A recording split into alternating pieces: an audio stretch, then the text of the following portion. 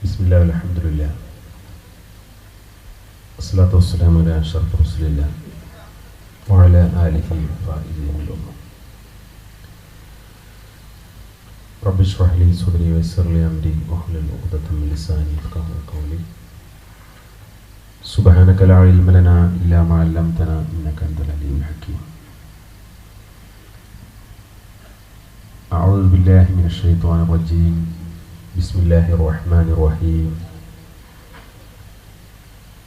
വമൻ അഹ്സനു ഖൗലൻ മിമ്മൻ ദഅ ഇലല്ലാഹ് വഅമില സ്വാലിഹൻ വഖാല ഇന്നനി മിനൽ മുസ്ലിമീൻ. സദഖല്ലാഹു മൗലാനൽ അദീം. ഈ സമ്മേളനത്തിൻ്റെ അധ്യക്ഷൻ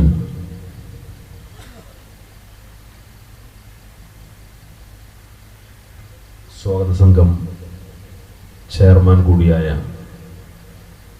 ബഹുമാന്യരായ മൂസ മാട്ടാമൽ അവർകളെ, ഇവിടെ ആമുഖ പ്രഭാഷണം നടത്തിയ കോഴിക്കോട് ജില്ലയിൽ സമസ്ത കേരള സുന്നി വിദ്യാർത്ഥി പ്രസ്ഥാനം കെട്ടിപ്പടുക്കുന്നതിൽ വലിയ പങ്കുവഹിച്ച ആദരണീയനായ PP അഷ്റഫ് മൗലവി,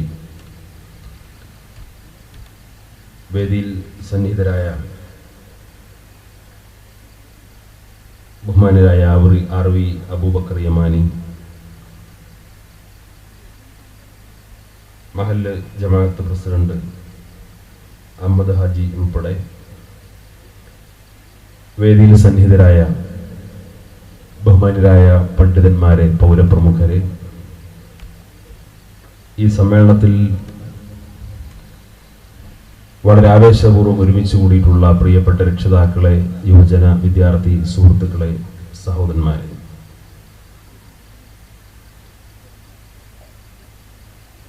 ഈ പ്രദേശത്ത് മഹാനായ ശംസുൽ ഉലമ EK അബൂബക്കർ മുസ്ലിയാർ നവറല്ലാഹു മർക്കദ മഹാനവറുകളുടെ പേരിൽ ഒരു ഇസ്ലാമിക് സെന്റർ ആരംഭിച്ചുകൊണ്ട് ഇവിടെയുള്ള ദീനീ പ്രവർത്തനങ്ങളെ ഏകീകരിക്കുവാനും സജീവമാക്കാനും മുന്നോട്ട് വന്ന എന്റെ പ്രിയപ്പെട്ട സഹപ്രവർത്തകരെ അഭിനന്ദിക്കാൻ ഞാൻ ഈ അവസരം ഉപയോഗപ്പെടുത്തുകയാണ്. ഈ സംരംഭം നമ്മുടെ ജീവിതത്തിലെ ഏറ്റവും നല്ലൊരു സൽക്രമമായി അള്ളാഹു കബൂൽ ചെയ്യുമാറാകട്ടെ. ഇതുപോലെയുള്ള ഒരുപാട് നന്മകൾ നിറഞ്ഞ ചരിത്രത്തിന്റെ ഏടുകളിൽ രേഖപ്പെടുത്തപ്പെടാവുന്ന ഇത്തരം സംഭവങ്ങൾക്കൊക്കെ സാക്ഷ്യം വഹിക്കുക മാത്രമല്ല, അതിന് സജീവമായി നേതൃത്വം വഹിക്കുകയും രാപ്പകൽ ഭേദമന്യേ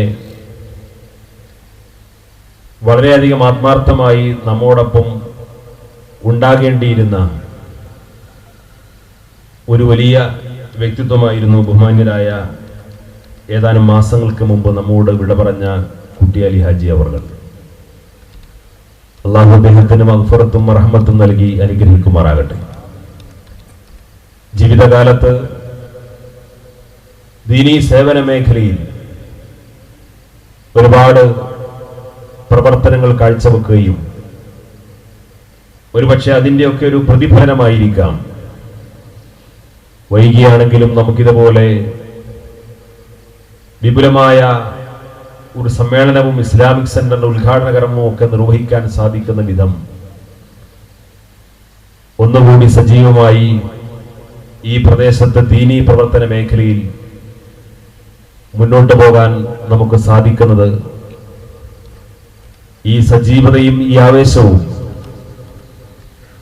എല്ലാ അർത്ഥത്തിലും ഫലപ്രദമായി നിലനിർത്തുവാനും നമ്മുടെ നാടിന്റെ മതപരമായ അന്തരീക്ഷത്തിനും ദീനീ ചൈതന്യത്തിനും ഗുണകരമാകുന്ന രീതിയിൽ വളരെ ആത്മാർത്ഥമായി നമുക്കെല്ലാം അതിൽ പങ്കാളികളാവാൻ അള്ളാഹു തൗഫീഖ് പ്രദാനം ചെയ്യുമാറാകട്ടെ എന്ന് ആമുഖമായി പ്രാർത്ഥിക്കുകയാണ്. സമസ്ത കേരള ജംഇയ്യത്തുൽ ഉലമ എന്ന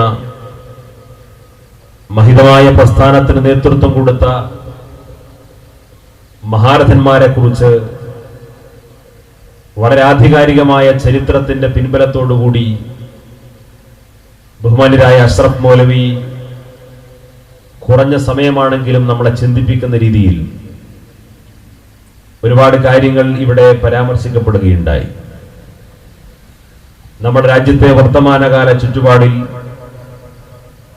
ഒരു ബഹുസ്വര സമൂഹത്തിൽ ജീവിക്കുന്ന മുസ്ലിം അവനവന്റെ വിശ്വാസവും സംസ്കാരവും ആദർശവുമെല്ലാം മുറുകെ പിടിച്ചുകൊണ്ട് തന്നെ എങ്ങനെയാണ് ഒരു യഥാർത്ഥ ഇസ്ലാമിക പ്രവർത്തകനായി ജീവിക്കേണ്ടത് എന്നതിന്റെ ഏറ്റവും വലിയ തെളിവാണ് കഴിഞ്ഞ 90-91 വർഷക്കാലം കേരളത്തെ പോലെയുള്ള വിവിധ ജാതികളും മതങ്ങളും ഉപജാതികളും വ്യത്യസ്ത ആചാരാനുഷ്ഠാന ക്രമങ്ങളും അനുസരിച്ച് ജീവിക്കുന്ന വലിയൊരു സമൂഹത്തിൽ സമസ്ത കേരള ജമിയത്തുൽ ഉലമ ഇവിടെ പ്രവർത്തിച്ച് കാണിച്ചുകൊണ്ടിരിക്കുന്നത്. ഇതിനേക്ക് വിരൽ ചൂണ്ടുന്ന വളരെ പ്രധാനപ്പെട്ട ചരിത്രത്തിലെ ഒരേടായി നമുക്ക് ഉദ്ധരിക്കാവുന്ന ഒരു സംഭവമാണ് ഹബീബായ റസൂലുള്ളാഹി സ്വല്ലല്ലാഹു അലൈഹി വസല്ലം തങ്ങൾ പരിശുദ്ധമായ മദീനയിലേക്ക് ഇസ്ലാമിക പ്രബോധനത്തിനു വേണ്ടി കടന്നു ചെന്ന ആദ്യത്തെ സന്ദർഭങ്ങളിൽ മദീനക്കാരോട് ആദ്യമായി പ്രവാചകർ സ്വല്ലല്ലാഹു അലൈഹി വസല്ലം തങ്ങൾ ഉത്ബോധിപ്പിച്ചത് 4 കാര്യങ്ങളായിരുന്നു. മദീനക്കാരുടെ മുമ്പിൽ പ്രവാചകർ സ്വല്ലല്ലാഹു അലൈഹി വസല്ലം തങ്ങൾ 4 ഉപദേശങ്ങൾ നൽകിക്കൊണ്ടാണ് അവിടുത്തെ പ്രവർത്തന പരിപാടികൾക്ക് നേതൃത്വം കൊടുത്ത് തുടങ്ങുന്നത്. ഒന്നാമതായി റസൂലുള്ളാഹി സ്വല്ലല്ലാഹു അലൈഹി വസല്ലം തങ്ങൾ പറഞ്ഞു, നിങ്ങൾ എല്ലാവർക്കിടയിലും സലാം അധികരിപ്പിക്കണം. എല്ലാവരോടും സലാം പറഞ്ഞുകൊണ്ട് ഇസ്ലാമികമായ ആ അഭിസംബോധന രീതി എല്ലാ അർത്ഥത്തിലും പരസ്പരം പ്രചരിപ്പിച്ചുകൊണ്ട് പരസ്പരം ആ സലാം അധികരിപ്പിച്ചുകൊണ്ട് വിശ്വാസികൾ തമ്മിലുള്ള ആ സ്നേഹത്തിന്റെയും സൗഹൃദത്തിന്റെയും വലിയ ബന്ധങ്ങളെ കുറിച്ചാണ് ആദ്യമായി റസൂലുള്ളാഹി സ്വല്ലല്ലാഹു അലൈഹി വസല്ലം തങ്ങൾ പഠിപ്പിച്ചത്. രണ്ടാമതായി പറഞ്ഞു, നിങ്ങൾ ഭക്ഷണം ഉണ്ടാക്കുന്ന സന്ദർഭത്തിൽ ആ ഭക്ഷണത്തിൽ നിന്ന് ഒരു വിഹിതമെടുത്തുകൊണ്ട് നിങ്ങളുടെ സഹോദരന്മാർക്ക്, അയൽവാസികൾക്ക്, മറ്റുള്ളവർക്ക് കൊടുക്കണം. നിങ്ങൾ ഉണ്ടാക്കുന്ന ഭക്ഷണത്തിൽ നിന്ന് മറ്റുള്ളവർക്കും ദാനം ചെയ്യുന്ന ഒരു ശീലത്തെ കുറിച്ച് പ്രവാചകർ സ്വല്ലല്ലാഹു അലൈഹി വസല്ലം തങ്ങൾ പഠിപ്പിച്ചു. ആ ഭക്ഷണം കൊടുക്കേണ്ടത് മുസ്ലിമിന് മാത്രമാകണമെന്ന് പ്രത്യേകമായിട്ട് പറഞ്ഞിട്ടില്ല. മനുഷ്യർക്കിടയിലുള്ള വലിയ ബന്ധത്തിന്റെ വലിയൊരു സന്ദേശമാണ് ആ രണ്ടാമത്തെ ഉപദേശത്തിലൂടെ നൽകപ്പെട്ടിട്ടുള്ളത്. മൂന്നാമതായി പറഞ്ഞു, നിങ്ങൾക്കിടയിലുള്ള കുടുംബ ബന്ധങ്ങളെ ഇണക്കി ചേർക്കണം. കുടുംബ ബന്ധങ്ങളെ, ആ ബന്ധത്തെ എല്ലാ അർത്ഥത്തിലും ഇണക്കി ചേർത്തുകൊണ്ടുള്ള ഒരു കുടുംബ ജീവിതമായിരിക്കണം നിങ്ങൾ നയിക്കപ്പെടേണ്ടത്. ഈ 3 കാര്യവും ജനങ്ങളുമായി ബന്ധപ്പെട്ട് ജനങ്ങൾക്കിടയിൽ കഴിഞ്ഞുകൂടിക്കൊണ്ടിരിക്കുന്ന അവർക്കിടയിൽ പരസ്പരം പെരുമാറേണ്ട ശൈലികളെ കുറിച്ചാണ് പഠിപ്പിച്ചതെങ്കിൽ, നാലാമതായി റസൂലുള്ളാഹി സ്വല്ലല്ലാഹു അലൈഹി വസല്ലം തങ്ങൾ പറഞ്ഞത്, പാതിരാത്രികളിൽ നിങ്ങൾ അല്ലാഹുവിനോട് പ്രാർത്ഥിക്കുന്ന, ആരാധനാ കാര്യങ്ങൾക്ക് സമയം ചെലവഴിക്കുന്ന, അതിനുവേണ്ടി വലിയൊരു സമയത്തിന്റെ വിഹിതം നീക്കിവെക്കുന്ന ഒരു യഥാർത്ഥ വിശ്വാസിയായി ജീവിക്കാൻ നിങ്ങൾക്ക് സാധിക്കണം.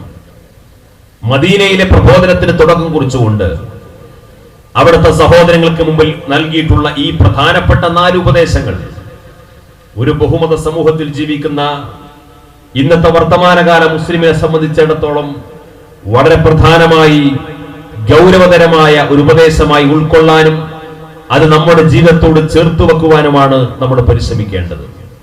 വിശ്വാസികൾക്കിടയിലുള്ള, പരസ്പരം മുസ്ലിങ്ങൾക്കിടയിലുള്ള ആ സ്നേഹവും സൗഹാർദ്ദവും ഒക്കെ എല്ലാ അർത്ഥത്തിലും നിലനിർത്താൻ വേണ്ടി പരിശ്രമിക്കുന്നതോടൊപ്പം ജീവകാരുണ്യ പ്രവർത്തനങ്ങൾക്ക്, ഭക്ഷണമില്ലാത്തവന്, വസ്ത്രമില്ലാത്തവന്, വിശപ്പുള്ളവന്, കഷ്ടപ്പെടുന്നവന്, പ്രയാസം അനുഭവിക്കുന്നവന്, അവനെ കാണാനും പരിഗണിക്കാനും സഹായിക്കാനും കഴിയുന്ന വിശാലമായ ഉദാരമായ ഒരു മനസ്സുള്ള ഒരു വിശ്വാസിയായിട്ട് മനുഷ്യന് ജീവിക്കാൻ സാധിക്കണം. അവൻ നാട്ടുകാർക്കിടയിലൊക്കെ, ജനങ്ങൾക്കിടയിലൊക്കെ വലിയ സ്വീകാര്യനും അവർക്കിടയിൽ വലിയ സ്വാധീനമുള്ളവനായിട്ട് നടക്കുമ്പോ സ്വന്തം കുടുംബത്തോടുള്ള ഉത്തരവാദിത്വം നിർവഹിക്കപ്പെടാത്തവനായി അവൻ ജീവിക്കാൻ പാടില്ല. ജനങ്ങൾക്കിടയിൽ സ്വീകാര്യനായി വിശ്വസ്തനായി അവർക്ക് വേണ്ടപ്പെട്ടവനായി ജീവിക്കുമ്പോൾ പോലും അവനവന്റെ കുടുംബ ബന്ധങ്ങൾക്കിടയിൽ നിലനിർത്തേണ്ട അവന്റെ ഉത്തരവാദിത്വ ബോധങ്ങളെ വളരെ കൃത്യമായി വിനിയോഗിക്കപ്പെടണമെന്ന മൂന്നാമത്തെ പാഠം നൽകുന്നു. ഈ ഉത്തരവാദിത്വം സമൂഹവുമായി ബന്ധപ്പെട്ടുകൊണ്ട് ഒരു വിശ്വാസം നിർവഹിക്കുമ്പോൾ തന്നെ അവനവന്റെ സിട്ടാവിനോടുള്ള, അവന്റെ ഉടമയോടുള്ള അവന്റെ ആരാധനാ കർമ്മങ്ങൾ വളരെ ഭംഗിയായും വൃത്തിയായും ആത്മാർത്ഥമായും തഖ്വയോടും കൂടി വിനിയോഗിക്കുന്ന തലത്തിലേക്ക് ഒരു വിശ്വാസിക്ക് ഉയർന്നു വരാൻ സാധിക്കണം. ഇതിന്റെ അർത്ഥം എന്താണ്?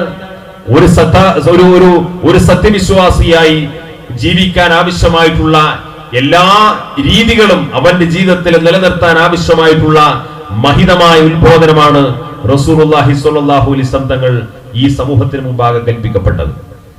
ആ പ്രവാചകർ സ്വല്ലല്ലാഹു അലൈഹി വസല്ലം തങ്ങൾ 23 വർഷക്കാലത്തെ പ്രബോധന ദൗത്യം പൂർത്തീകരിച്ചുകൊണ്ട് അവിടെ കൂടിയ 1.25 ലക്ഷം വരുന്ന സ്വഹാബത്തിന്റെ മുമ്പിൽ വെച്ചുകൊണ്ട് പ്രവാചകർ സ്വല്ലല്ലാഹു അലൈഹി വസല്ലം തങ്ങൾ പറഞ്ഞു, ഞാൻ ഈ വിശുദ്ധമായ ദീൻ ഇവിടെ പൂർത്തീകരിച്ചിരിക്കുന്നു.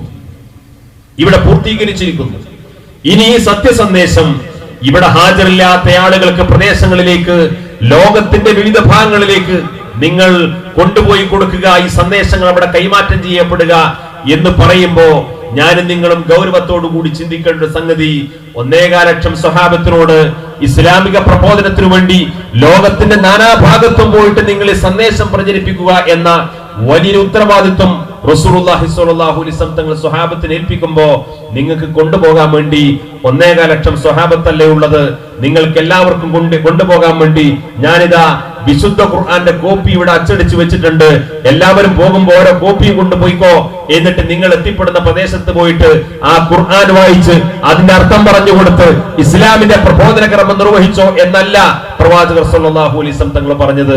അന്ന് വിശുദ്ധ ഖുർആൻ ക്രോഡീകരിക്കപ്പെട്ടിട്ട് പോലുമില്ല. പിന്നെ എങ്ങനെയാണ് അവർ ഇസ്ലാമിക പ്രബോധനം നിർവഹിക്കുന്നത്? ലോകത്തിന്റെ വിവിധ ഭാഗങ്ങളിൽ ചെല്ലുമ്പോ ഇവിടെ കേരളത്തിൽ സ്വഹാബത്ത് വന്നിട്ടുണ്ട്, ചൈനയിൽ സ്വഹാബത്ത് വന്നിട്ടുണ്ട്, അടുത്ത കാലത്ത് റിപ്പോർട്ടുകൾ ഉണ്ടായിരുന്നു അമേരിക്കയിൽ പോലും സ്വഹാബത്ത് വന്നിട്ടുണ്ട്, ആഫ്രിക്കൻ രാജ്യങ്ങളിൽ ധാരാളം സ്വഹാബത്ത് ഇസ്ലാമിക പ്രബോധനത്തിന് പോയിട്ടുണ്ട്. അപ്പൊ ലോകത്തിന്റെ വിവിധ ഭാഗങ്ങളിൽ അറബി ഭാഷ മാത്രം വശമുള്ള, അറേബ്യൻ ചുറ്റുപാടുകളിൽ മാത്രം ജീവിച്ചു പരിചയമുള്ള, അവിടുത്തെ സാമൂഹ്യ സാഹചര്യങ്ങളെ കുറിച്ച് മാത്രം പരിചയപ്പെട്ട ഒരു സ്വഹാബി എങ്ങനെയാണ് ഭാഷ അറിയാതെ, സാക്ഷരനല്ലാത്ത, അവിടുത്തെ മറ്റു സാഹചര്യങ്ങളെ കുറിച്ചൊന്നും തിരിച്ചറിയാത്ത ഒരു അറബിയായ ഒരു സ്വഹാബി എങ്ങനെയാണ് മറ്റുള്ള പ്രദേശങ്ങളിൽ പോയിട്ട് പ്രബോധന കർമ്മം നിർവഹിക്കുക? നമ്മളൊക്കെ നമ്മുടെ സംഘടനാ വേദികളിലും മറ്റുമൊക്കെ സാധാരണ പറയാറുണ്ട്, ഇവിടെ നേരത്തെ സൂചിപ്പിച്ചല്ലോ യുപിയിലെ തെരഞ്ഞെടുപ്പിനെ കുറിച്ച്, അല്ലെങ്കിൽ കേരളത്തിന് പുറത്തുള്ള മുസ്ലിങ്ങൾ ജീവിക്കുന്നതിനെ കുറിച്ച്, ആ കേരളത്തിലെ മുസ്ലിങ്ങളും പുറത്തുള്ള വ്യത്യാസത്തെ കുറിച്ച്.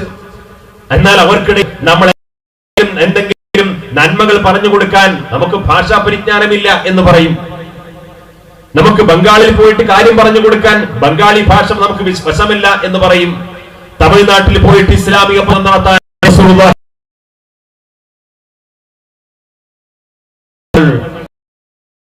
ആ സ്വഹോട് പറഞ്ഞു നിങ്ങൾക്ക് സന്ദേശം പോയി കൊണ്ടുവരില്ല, ഒരു സീഡി കൊടുത്തിട്ടല്ല, ഒരു പ്രഭാഷണ പരിജ്ഞാനമുള്ള സ്വഹാബത്ത് പോലുമായിരുന്നില്ല. എങ്ങനെയാണ് അവർ ഇസ്ലാമിക പ്രബോധനം നിർവഹിച്ചത്? ലോകത്തിന്റെ അവിടുത്തെ ജനങ്ങൾക്കിടയിൽ ഹബീബായ റസൂലുള്ളാഹി സ്വല്ലല്ലാഹു അലൈഹി ജീവിതത്തിൽ ആ ശുദ്ധമായ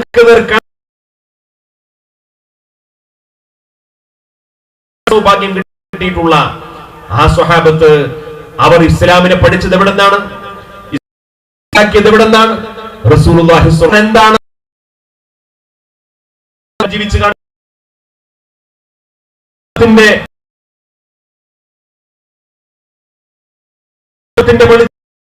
അതുപോലെ ജീവിക്കാൻ ശ്രമിക്കുക, അതുപോലെ ഭക്ഷണം അതുപോലെ പെരുമാറാൻ ശ്രമിക്കുക. മതം കൊടുക്കുന്ന രീതിയിൽ പ്രവാചകർ സ്വല്ലല്ലാഹു അലൈഹി വസല്ലം തങ്ങൾ എങ്ങനെ ജീവിച്ചുവോ അതുപോലെ മറ്റു പ്രദേശങ്ങളിൽ, രാജ്യങ്ങളിൽ, സമൂഹങ്ങളിൽ ചെന്നുകൊണ്ട് അതുപോലെ സത്യസന്ധനായ, ശുദ്ധനായ ഒരു ജീവിത ശൈലി, ഒരു റോൾ മോഡലായി മറ്റു പ്രദേശങ്ങളിൽ ജീവിച്ച് കാണിച്ചു കൊടുത്തപ്പോഴാണ് പരിശുദ്ധ ഇസ്ലാം എന്താണെന്ന് തിരിച്ചറിയാൻ അവിടുത്തെ പ്രദേശവാസികൾക്ക് സാധിച്ചത്. ഒരു വിശുദ്ധമായ ജീവിതം കൊണ്ട് ഇസ്ലാം ചെയ്യാൻ കാണിക്കുന്ന ആ പാരമ്പര്യ ഇസ്ലാം കേരളത്തിൽ ഇസ്ലാമിക പ്രബോധനത്വമാ ഈ സമൂഹത്തെ പഠിപ്പിച്ചുകൊണ്ടിരിക്കുന്നത്. പറഞ്ഞു കൊടുക്കുന്നതിനേക്കാൾ അപ്പുറം,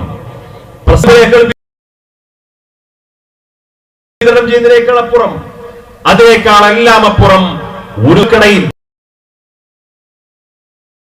ആളുകളെ വിളിച്ചു കൂട്ടിയിട്ട് അവരോട് 1000 തവണ പ്രഭാഷണം നടത്തുന്നതിനേക്കാൾ അപ്പുറം മനുഷ്യർക്കിടയിൽ സ്വാധീനം ചെലുത്തുന്നത് 1000 പേർക്ക് മുമ്പിലാണെങ്കിലും ഒരു മനുഷ്യന് സത്യവിശ്വാസിയായി ജീവിച്ച് കാണിച്ചു കൊടുക്കാൻ സാധിക്കുമെങ്കിൽ അവിടെയാണ് യഥാർത്ഥ ഇസ്ലാമികമായ ദഅവത്ത് പ്രബോധനം നിർവഹിക്കപ്പെടുന്നത്.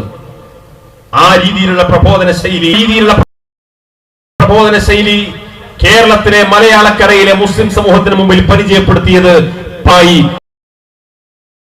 ഇവിടെ ദഅവ പ്രവർത്തനത്തിന് നേതൃത്വം കൊടുത്ത അഹ്ലുസുന്നത്ത് വൽ ജമാഅയുടെ ആശയാദർശങ്ങൾക്കനുസരിച്ചുകൊണ്ട് ജീവിച്ച മഹാരഥന്മാരായ പണ്ഡിതന്മാരായിരുന്നു, സൂഫിവര്യന്മാരായിരുന്നു, സാദാത്തുക്കളായിരുന്നു. ഇവിടെയാണ് കേരളത്തിലെ മുസ്ലിം സമൂഹത്തിനിടയിൽ ഇന്ന് കണ്ടുകൊണ്ടിരിക്കുന്ന വിഭാഗീയതയുടെ, അനൈക്യത്തിന്റെ, പുതിയ കക്ഷികളുടെ പുതിയ ആശയത്തിന്റെ ഈ ടേണിംഗ് പോയിന്റ് അത് നമുക്ക് തിരിച്ചറിയാൻ സാധിക്കുന്നത് അവിടെയാണ്. നാം വളരെ ഗൗരവത്തോടുകൂടി ചിന്തിക്കണം.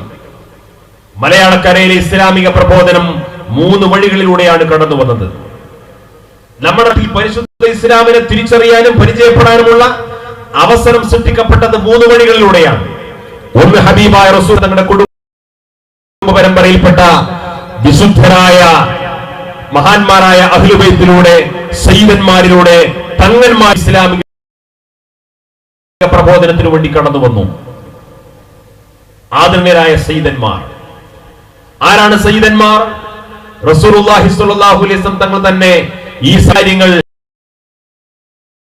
നിങ്ങൾ പോകുന്നത് 2 കാര്യങ്ങൾ നിങ്ങൾ ഏൽപ്പിച്ചു കൊണ്ടുപോകുന്നു. ഒന്ന്, വിശുദ്ധമായ ഖുർആൻ, അള്ളാഹുവിന്റെ കലാമായ വിശുദ്ധമായ ഖുർആൻ ഞാൻ നിങ്ങളെ ഞാൻ ഏൽപ്പിക്കുന്നു. ഇത് പ്രവാചകർ സ്വല്ലല്ലാഹു അലൈഹി വസല്ലം തങ്ങൾ ഈ ഉമ്മത്തിന് ഏൽപ്പിച്ചു പോയതാണ്. തങ്ങളുടെ കുടുംബ പരമ്പര അഹ്ലുൽ ബൈത്ത്, നൂഹ് നബി അലൈഹിസ്സലാമിന്റെ കപ്പൽ പോലെ ഈ സമുദായത്തിന്റെ അത്താണിയായിട്ട് റസൂലുള്ളാഹി സ്വല്ലല്ലാഹു അലൈഹി വസല്ലം തങ്ങൾ തന്നെ അഹ്ലുൽ ബൈത്തിനെ വിശ്വസിച്ചു. നമ്മുടെ നാട്ടിലെ ഇസ്ലാമിക പ്രബോധനത്തിന് വലിയ നേതൃത്വം ആ സയ്യിദന്മാരെ കുറിച്ച് വ്യത്യസ്തമായ ചില പ്രചാരണങ്ങൾ ദൗർഭാഗ്യവശാൽ നമ്മുടെ നാട്ടിലുണ്ടായി. ഒരു കൂട്ടർ പറഞ്ഞു, അങ്ങനെ തങ്ങന്മാരൊന്നും ഈ കാലത്തില്ല.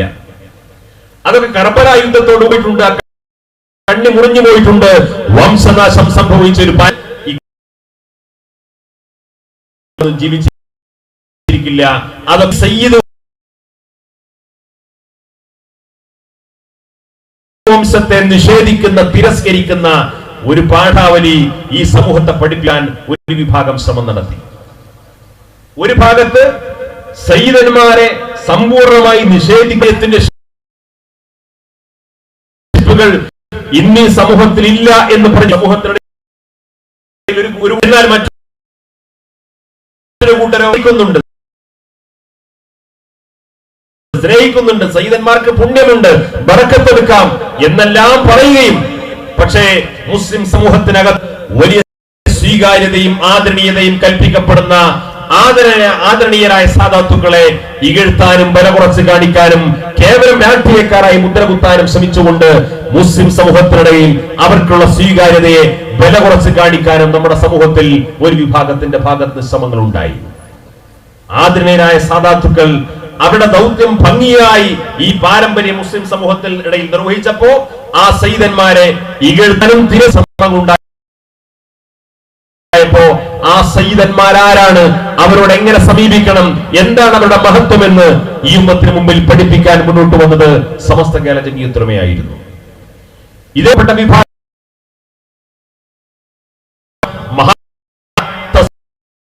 തസവ്വുഫിന്റെ വഴികളിലൂടെ, ആത്മസംസ്കരണത്തിന്റെ വഴികളിലൂടെ, വിവിധ ത്വരീഖത്തുകളിലൂടെ വലിയ അത്ഭുതങ്ങൾ സൃഷ്ടിച്ചുകൊണ്ട് ഈ സമൂഹത്തിനിടയിൽ പ്രബോധനത്തിന് നേതൃത്വം കൊടുത്ത മഹാരഥന്മാരായ ത്വരീഖത്തിന്റെ മശായിഖന്മാർ, അത്തരത്തിലുള്ള സൂഫി വര്യന്മാർ.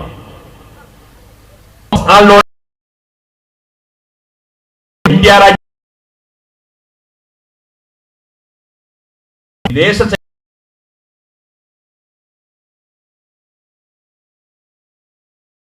പോലെ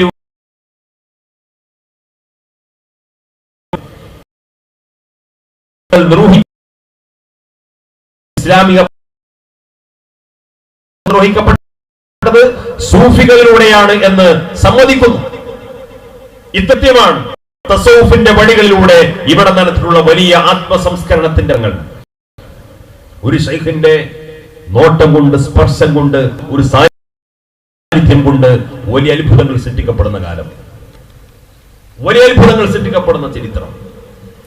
ആയിരക്കണക്കിന് സൂഫിയന്മാരുടെ മക്ബറകൾ നമ്മുടെ രാജ്യത്ത് ഇന്നും കാണാൻ സാധിക്കും. അവരുടെ സാന്നിധ്യം കൊണ്ട് അവരുടെ ലക്ഷക്കണക്കിന് പരിശുദ്ധ കാണാൻ സാധിക്കും. ഓരോ മഹാനായ അജ്മീർ ഖാജയുടെ മക്ബറ, മൊഈനുദ്ദീൻ ചിശ്തി അജ്മീരി ഖദ്ദസല്ലാഹു സിറഹുൽ അസീസ്, അജ്മീർ ഖാജയുടെ മക്ബറയിലേക്ക് ഓരോ ദിവസവും ആയിരക്കണക്കിന് ആളുകളാണ് തീർത്ഥാടനത്തിന് വേണ്ടി വരുന്നത്. ഒരുപക്ഷെ അവിടെ വരുന്നതിൽ ഏകദേശം പകുതിയിലധികം അല്ലെങ്കിൽ പകുതിയോളമെങ്കിലും അമുസ്ലിം സമുദായത്തിൽപ്പെട്ടവരായിരിക്കും. അമുസ്ലിം സമുദായത്തിൽപ്പെട്ടവരായിരിക്കും. അവർ വന്നത് ചർച്ച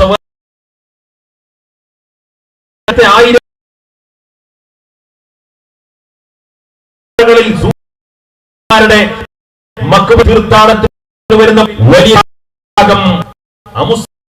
ആളുകളാണ്.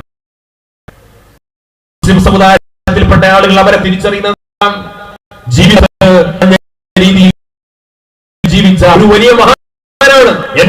എന്റെ മനോവിഷമങ്ങൾ പോലും എനിക്ക് പോയി പറയാനുള്ളത് അവിടെയാണ് എന്ന് തിരിച്ചറിയുന്ന ലക്ഷക്കണക്കിന് അമുസ്ലിം സമുദായം ജീവിക്കുന്ന ഒരു നാടാണ് നമ്മുടെ രാജ്യം.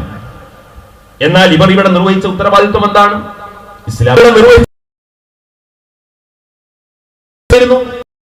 ഇസ്ലാമിക പ്രബോധനമായിരുന്നു. പരിശുദ്ധ ഇസ്ലാമിലേക്ക് ആളുകൾ ക്ഷണിക്കലായിരുന്നു. അതൊരു ബഹുസ്വര സമൂഹത്തിൽ ആർക്കും പരാതിയില്ല, ആർക്കും പ്രയാസമില്ല. സുകുമാർ അഴീക്കോട് എഡിറ്ററായിട്ട് പ്രസിദ്ധീകരിച്ച നമ്മുടെ നാട്ടിൽ ഇരുള്ള സർവവിജ്ഞാന കോശം, കേരളത്തിലെ അറിയപ്പെട്ട സാംസ്കാരിക സാഹിത്യ മേഖലയിലുള്ള ആളുകൾ ഒരുപാട് ഉള്ള സർവവിജ്ഞാന കോശം, ഡോക്ടർ എം ബഷീർ പോലെയുള്ള വളരെ നാമമാത്രമായ മുസ്ലിം നാമധാരികൾ മാത്രം അതിന്റെ പത്രാധിപർ, ബാക്കി പ്രബോധനം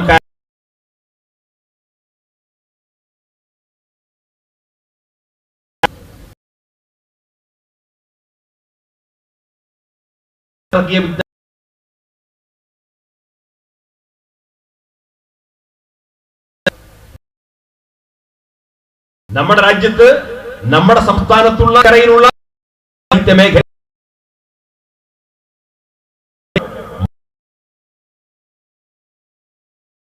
സർവ കാരണം 90 ലക്ഷം ഹിന്ദുക്കൾ ഇസ്ലാം മതം സ്വീകരിച്ചു എന്ന്. ഇന്നിപ്പോ ഈ ഘർവാപ്പസി പോലെയുള്ള മുദ്രാവാക്യം വിളിച്ചുകൊണ്ട് ഇവിടെ നിർബന്ധ മതപരിവർത്തനം നടത്തുന്നു എന്നൊക്കെ പറഞ്ഞുകൊണ്ട് ആക്രോശം ഉണ്ടാക്കുന്ന ഈ രാജ്യത്തെ ഫാഷിസ്റ്റ് വർഗീയവാദികൾ പോലും നമ്മൾ ആലോചിക്കണം, വളരെ ഗൗരവത്തിൽ ചിന്തിക്കേണ്ട ഒരു സംഗതി. ഔറംഗസീബിനെ വർഗീയ ഭ്രാന്തൻ എന്ന് വിളിക്കാറുണ്ട്. ചരിത്രത്തെ വക്രീകരിച്ചുകൊണ്ടാണ് അത് വിളിക്കാറുള്ളത്. ടിപ്പു സുൽത്താനെ മതഭ്രാന്തൻ എന്ന് വിളിക്കാറുണ്ട്. മുഗൾ ചക്രവർത്തിമാരെ, ഖിൽജി രാജവംശത്തിലെ ചക്രവർത്തിമാരെ, ലോധി രാജവംശത്തിലെ ചക്രവർത്തിമാരെ, ഡൽഹി സുൽത്താൻമാരെ, ഇന്ത്യ രാജ്യം നൂറ്റാണ്ടുകളോളം ഭരണം നടത്തിയിട്ടുള്ള ഒരുപാട് മുസ്ലിം രാജാക്കന്മാരെ, മുസ്ലിം ഭരണാധികാരികളെ മതഭ്രാന്തന്മാരെന്നും വർഗീയവാദികളെന്നും ക്ഷേത്രം പൊളിച്ചവരെന്നും ക്ഷേത്ര ധ്വംസകരെന്നും പറഞ്ഞുകൊണ്ട് ഒരുപാട് ചരിത്രങ്ങൾ, ഇല്ലാത്ത കെട്ടുകഥകൾ മെനഞ്ഞുണ്ടാക്കി അവരെ പൊതുസമൂഹത്തിന്റെ തെറ്റിദ്ധരിപ്പിക്കാൻ ബ്രിട്ടീഷുകാരും ശ്രമിച്ചിട്ടുണ്ട്. പിൽക്കാലത്ത് ഇവിടുത്തെ വർഗീയ ഫാഷിസ്റ്റ് ചരിത്രകാരന്മാരും ശ്രമിച്ചിട്ടുണ്ട്. പക്ഷെ അവര് പോലും അവര് പോലും ഇന്ത്യ രാജ്യത്ത് ലക്ഷക്കണക്കിന് അമുസ്ലിം സമുദായത്തിൽപ്പെട്ട ആളുകൾ പരിശുദ്ധ ഇസ്ലാമിലേക്ക് കടന്നു വരാൻ കാരണക്കാരായിട്ടുള്ള ഒരു സൂഫിവര്യനെ പോലും തെറ്റിദ്ധരിപ്പിക്കാൻ അവർ മുന്നോട്ട് വന്നിട്ടില്ല. മറ്റുള്ളവരെ തെറ്റിദ്ധരിപ്പിച്ച നല്ല കാര്യമെന്നല്ല ഞാൻ പറഞ്ഞതിന്റെ അർത്ഥം. അതും തെറ്റിദ്ധാരണയാണ്, തെറ്റിദ്ധരിപ്പിച്ചതാണ്. ബോധപൂർവം ഇവിടുത്തെ മുസ്ലിം രാജാക്കന്മാരെല്ലാം വളരെ മോശക്കാരായിരുന്നു എന്ന് പുതിയ തലമുറയെ തെറ്റിദ്ധരിപ്പിക്കാൻ വേണ്ടി ബോധപൂർവം ശ്രമിച്ചത് തന്നെയാണ്. പക്ഷെ അവർക്ക് പോലും ജീവിതകാലത്ത് ഇസ്ലാമിക പ്രബോധനത്തിലൂടെ ലക്ഷക്കണക്കിന് ആളുകളെ പരിശുദ്ധ ദീനിന്റെ വഴികളിലേക്ക് തെളിയിക്കാൻ സൗഭാഗ്യം സിദ്ധിച്ചവരെ കാലങ്ങൾക്ക് ശേഷം പോലും തെറ്റിദ്ധരിപ്പിക്കാൻ സാധിച്ചില്ലെന്ന് മാത്രമല്ല, ഇന്നും രാജ്യത്തെ ലക്ഷക്കണക്കിന് അമുസ്ലിം സമുദായത്തിൽപ്പെട്ട ആളുകൾ തീർത്ഥാടനത്തിന് വേണ്ടി ആ സൂഫിവര്യന്മാരുടെ മക്ബറകളിലേക്ക് വന്നുകൊണ്ടിരിക്കുന്നു എന്ന വർത്തമാന കാല കാഴ്ചകൾക്ക് നമ്മൾ ഓരോരുത്തരും അനുഭവസ്ഥരാണ്. അത്തരത്തിലുള്ള സൂഫിവര്യന്മാർ, ആ സൂഫിവര്യന്മാരുടെ ജീവിത രീതി എന്താണ്? അള്ളാഹുവിനെ മാത്രം ഭയപ്പെട്ടുകൊണ്ട് ഇസ്ലാമും ഈമാനും ഇഹ്സാനും മൂന്നും സമന്വയിപ്പിച്ചുകൊണ്ട് ഞാൻ സർവസ്വമയം എന്റെ രക്ഷിതാവിന്റെ നിരീക്ഷണത്തിലാണ് എന്ന ബോധത്തോടുകൂടി ഞാൻ നിസ്കരിക്കുമ്പോ, ഞാൻ നോമ്പ് നോക്കുമ്പോ, ഞാൻ സക്കാത്ത് കൊടുക്കുമ്പോ, ഞാൻ സദഖ കൊടുക്കുമ്പോ, ഞാൻ എന്റെ ആരാധനാകർമ്മങ്ങൾ നിർവഹിക്കുമ്പോൾ മാത്രമല്ല, എന്റെ ജീവിതത്തിലെ സകലമാന ചലന നിശ്ചലാവസ്ഥകൾക്കിടയിലും ഞാൻ എന്റെ രക്ഷിതാവിനാൽ സർവസമയം നിരീക്ഷിച്ചു കൊണ്ടിരിക്കുന്നു. അതുകൊണ്ട് ഞാൻ എന്റെ മുഴുവൻ ശ്വാസോച്ഛ്വാസവും സകലമാന സന്ദർഭങ്ങളിലും അത്രയും ജാഗ്രതയോടുകൂടി ആയിരിക്കണമെന്ന് ജീവിതത്തിലെ ഓരോ നിമിഷവും അത്രയും സൂക്ഷ്മതയോടുകൂടി ജീവിച്ച ലക്ഷക്കണക്കിന് മുരീദുമാരിലൂടെ വലിയ സംസ്കരണ പ്രവർത്തനങ്ങൾക്ക് നേതൃത്വം കൊടുത്ത ഒരുപാട് സൂഫിവര്യന്മാർ. എന്നാൽ ആ തസൗഫിന്റെ വഴികളെ, ആ തുരീഖത്തിന്റെ മാർഗങ്ങളെ, ആ സംസ്കരണ പ്രക്രിയയെ ഇസ്ലാമിന് അന്യമായി പരിചയപ്പെടുത്തി കൊടുക്കുന്ന ചില വിഭാഗങ്ങൾ ദൗർഭാഗ്യവശാൽ നമ്മുടെ നാട്ടിൽ കടന്നു വന്നു. വളരെ മോശമായി ഇവരെ ചിത്രീകരിക്കാൻ തുടങ്ങി. തസവൂഫ്, സൂഫിസം അല്ലെങ്കിൽ ത്വരീഖത്ത് എന്നൊക്കെ പറഞ്ഞു കഴിഞ്ഞാൽ അത് ബഹുദൈവ വിശ്വാസത്തിൽ നിന്ന് കടന്നു വന്നതാണ് എന്ന് വരെ ഇവിടെ പ്രചരിപ്പിക്കാൻ ആളുകൾ വന്നു. ഇവിടെ മാതാമൃതാനന്ദമയി ഉണ്ട്, സത്യസായി ബാബ, ശ്രീ ശ്രീ രവിശങ്കർ, അതേപോലെ ഷെയ്ഖ് അബ്ദുൽ ഖാദർ ജീലാനിയും എന്നല്ലാതെ അതിനേക്കാൾ അപ്പുറം ഒരു പ്രാധാന്യവുമില്ല എന്ന് എഴുതുകയും പ്രസംഗിക്കുകയും അത് തങ്ങളുടെ ആശയമായി ഈ സമൂഹത്തെ തെറ്റിദ്ധരിപ്പിക്കാൻ ശ്രമിച്ചുകൊണ്ടിരിക്കുന്ന ഒരു വിഭാഗം തസൗഫിനെ സമ്പൂർണമായി തിരസ്കരിക്കുകയും നിഷേധിക്കുകയും മാത്രമല്ല, അത് ബഹുദൈവ വിശ്വാസത്തിന്റെ ഭാഗമാണെന്ന് പോലും ഇവിടെ പ്രചരിപ്പിക്കാൻ രംഗത്ത് വന്ന ആളുകൾ ഉണ്ടായി. എന്നാൽ തസൗഫിന്റെ വഴികളെ സമ്പൂർണമായ യഥാർത്ഥ സത്യസന്ധമായ തുരീഖത്ത് ഇസ്ലാമിക ശരീഅത്തിന്റെ ഭാഗമാണെന്നും അവരിലൂടെയാണ് ഈ ഭൂമിയുടെ പോലും നിലനിൽപ്പ് എന്നുവരെ ഈ സമൂഹത്തിന് മുമ്പിൽ പഠിപ്പിച്ചു കൊടുക്കാനും അത് വളരെ കൃത്യമായി അതിന്റെ സത്യസന്ധമായ വഴികളിലൂടെ ആ തസൗഫിന്റെ മാർഗങ്ങളെ ഈ സമൂഹത്തിന് പരിചയപ്പെടുത്തി കൊടുക്കാനും അതിലെ വ്യാജങ്ങളെ ഈ സമൂഹത്തിന് കൃത്യമായ തിരിച്ചറിവുണ്ടാക്കി കൊടുക്കാനും സമസ്ത കേരള ജമിയത്തുൽ ഉലമ അതിന്റെ ഉത്തരവാദിത്വം ഭംഗിയായി നിർവഹിച്ചു. മൂന്നാമതായി, ഈ പരിശുദ്ധമായ ദീനിന്റെ ഇസ്ലാമിക പ്രബോധനത്തിന്റെ വഴികളിലൂടെ ഏറ്റവും വലിയ പങ്കാളിത്തം വഹിച്ച മൂന്നാമത്തെ പ്രബോധനത്തിന് നേതൃത്വം കൊടുത്ത വിഭാഗമാണ് നമ്മുടെ നാട്ടിൽ ജീവിച്ചുപോയ ഇന്നും നേതൃത്വം നൽകിക്കൊണ്ടിരിക്കുന്ന ഒരുപാട് ഉഖ്റവിയായ പണ്ഡിതന്മാർ. അവർ വിവിധ പള്ളി ദർസുകളിലൂടെ, അറബി കോളേജുകളിലൂടെ, മതപ്രഭാഷണങ്ങളിലൂടെ ദീനീ വിജ്ഞാനം അവർ മറ്റുള്ളവർക്ക് കൈമാറ്റം ചെയ്യപ്പെടുക മാത്രമല്ല, ആ ദീനീ വിജ്ഞാനത്തിന്റെ അടിസ്ഥാനത്തിൽ സ്വയം ജീവിച്ച് കാണിച്ചു കൊടുക്കുന്ന മാതൃകായോഗ്യരായ ഉഖ്റവിയായ പണ്ഡിതന്മാരിലൂടെ ഇസ്ലാമിക പ്രബോധനത്തിന്റെ വലിയൊരു ദൗത്യം ഇവിടെ നിർവഹിക്കപ്പെട്ടിട്ടുണ്ട്. ആ ഉഖ്റവിയായ പണ്ഡിതന്മാർ ആരാണ്? യഥാർത്ഥ പണ്ഡിതന്മാർ ആരാണ്? അതിൽ സൂക്ഷ്മത പാലിക്കുന്നവർ ആരാണ്? അതിൽ സത്യസന്ധന്മാരായിട്ടുള്ളവർ ആർക്കാണ് ജനങ്ങൾക്കിടയിൽ ഏറ്റവും കൂടുതൽ സ്വീകാര്യതയുള്ളത്? ആരുടെ വാക്കുകളാണ്, ആരുടെ ഫത്വകളാണ്, ആരുടെ തീരുമാനങ്ങളാണ് ഇവിടുത്തെ മുസ്ലിം സമുദായം ഏറ്റവും കൂടുതൽ പിൻപറ്റുന്നത് എന്നത് നമുക്ക് ഓരോരുത്തർക്കും കൃത്യമായി തിരിച്ചറിയപ്പെടാവുന്ന സംഗതികളാണ്. ഈ സാദാത്തുക്കളുടെയും സൂഫിവര്യന്മാരുടെയും ഉഖ്റവിയായ പണ്ഡിതന്മാരുടെയും സമന്വിതമായ രൂപമാണ് 1926 രൂപം കൊണ്ട സമസ്ത കേരള ജമിയത്തുൽ ഉലമ. 1926 രൂപം കൊണ്ട സമസ്ത കേരള ജമിയത്തുൽ ഉലമ ഇന്ന് 2017 എത്തി നിൽക്കുന്നു. ദീർഘമായ 91 വർഷക്കാലം വളരെ അഭിമാനത്തോടു കൂടി നമുക്ക് പറയാൻ സാധിക്കും. ഒരുപക്ഷെ സമസ്തയോളം പഴക്കമുള്ള മറ്റു സംഘടനകൾ നമ്മുടെ നാട്ടിലുണ്ടാവാം. അല്ലെങ്കിൽ 25 കൊല്ലം പഴക്കമുള്ളവർ, 40 കൊല്ലം പഴക്കമുള്ളവർ, 50 കൊല്ലം പഴക്കമുള്ളവർ, ഒരുപാട് വർഷത്തെ പ്രവർത്തന പാരമ്പര്യമുള്ള ചരിത്രമുള്ള ഒരുപാട് സംഘടനകൾ നമ്മുടെ നാട്ടിലുണ്ടാവാം. പക്ഷേ എന്റെ നിഷ്പക്ഷമതികളായ സഹോദരന്മാർ വളരെ സൂക്ഷ്മതയോടുകൂടി നിരീക്ഷിക്കേണ്ട ഒരു കാര്യം ഞാൻ വളരെ ഉത്തരവാദിത്ത ബോധത്തോടുകൂടി പറയുന്നു. 1924 രൂപീകരിച്ച സമസ്ത കേരള ജംഇയ്യത്തുൽ ഉലമ ഈ 2017 എത്തി നിൽക്കുമ്പോഴും അഭിമാനത്തോടുകൂടി പറയാൻ സാധിക്കും, ഈ 91 വർഷക്കാലത്തിനിടയിൽ സമസ്ത കേരള ജംഇയ്യത്തുൽ ഉലമ കേരളത്തിലെ മുസ്ലിം ഉമ്മത്തിന് മുമ്പിൽ ദീനുമായി ബന്ധപ്പെട്ട് പറയപ്പെട്ട ഒരു കാര്യം പോലും ഈ പ്രസ്ഥാനത്തിന്റെ നേതൃത്വത്തിന് മാറ്റി പറയേണ്ടി വന്നിട്ടില്ല, നിഷേധിക്കേണ്ടി വന്നിട്ടില്ല, പിൻവലിക്കേണ്ടി വന്നിട്ടില്ല. ഞങ്ങളുടെ ആ പ്രഖ്യാപനം പിൻവലിക്കുന്നു, തിരിച്ചെടുക്കുന്നു എന്ന് പറയേണ്ട ഒരു അവസ്ഥ ഇന്നുവരെ ഈ 91 വർഷക്കാലത്തിനിടയിൽ സമസ്ത കേരള ജംഇയ്യത്തുൽ ഉലമക്ക് ഉണ്ടായിട്ടില്ല. മറ്റൊരു സംഘടനയെ കുറിച്ച് ഞാൻ പറയുന്നില്ല, നിങ്ങൾക്ക് അന്വേഷിക്കാം. നിങ്ങളുടെ സ്വതന്ത്രമായി നിങ്ങളുടെ സ്രോതസ്സുകൾ ഉപയോഗിച്ചുകൊണ്ട് നിങ്ങൾ അന്വേഷിക്കാം. ഞാൻ തീർത്തു പറയുന്നു, സമസ്ത കേരള ജംഇയ്യത്തുൽ ഉലമ അല്ലാത്ത കേരളത്തെ മുസ്ലിം സമൂഹത്തിനകത്ത് മതമേഖലയിൽ ഞങ്ങൾ പറയുന്നതാണ് യഥാർത്ഥ ഇസ്ലാം എന്ന് അവകാശപ്പെട്ടുകൊണ്ട് രംഗത്ത് പ്രവേശനം ചെയ്തുകൊണ്ട് ഇന്ന് പ്രവർത്തിച്ചുകൊണ്ടിരിക്കുന്ന മുഴുവൻ മതസംഘടനയും മതനേതൃത്വവും അള്ളാഹുവിന്റെ പരിശുദ്ധമായ ദീനുമായി ബന്ധപ്പെട്ടുകൊണ്ട് അവർ ഈ സമൂഹത്തിന് മുമ്പിൽ പറഞ്ഞ കാര്യങ്ങൾ ഇന്ന് ഏറെ വ്യത്യാസം വന്നിരിക്കുന്നു എന്ന് മാത്രമല്ല, ഒരുപക്ഷെ ഏറെ വ്യത്യസ്തവും വൈരുദ്ധ്യവുമായിട്ടുള്ള അവസ്ഥയിലേക്ക് ആ സംഘടനകൾക്കെല്ലാം എത്തിച്ചേരേണ്ടി വന്നു. എന്താണ് ഇതിന്റെ കാരണം? എന്താണ് ഇതിന്റെ കാരണം? സമസ്ത കേരള ജംഇയ്യത്തുൽ ഉലമ ദീനിന്റെ പ്രമാണങ്ങൾക്ക് വിധേയമായി മാത്രം ഈ ഉമ്മത്തിനോട് സംസാരിച്ചു. ഒരു യോഗം കൂടുമ്പോ ആ യോഗത്തിൽ ഏറ്റവും കൂടുതൽ സ്വാധീനമുള്ളയാൾ എന്ത് പറയുന്നു അത് സ്വീകരിക്കുക എന്നല്ല സമസ്തയുടെ നയം. ആ യോഗത്തിൽ ഏറ്റവും വലിയ സമ്പന്നനുണ്ട്, ആ സമ്പന്നൻ എന്ത് പറയുന്നു അതനുസരിച്ച് നമുക്ക് തീരുമാനമെടുക്കാം എന്നല്ല നയം. ആ യോഗത്തിൽ ഭൂരിപക്ഷമായ അഭിപ്രായം എന്താണ്, അഭിപ്രായം അനുസരിച്ച് തീരുമാനമെടുക്കുക. ദീനുമായി ബന്ധപ്പെട്ട കാര്യത്തിൽ ഭൂരിപക്ഷത്തിന്റെ അഭിപ്രായം പോലുമല്ല.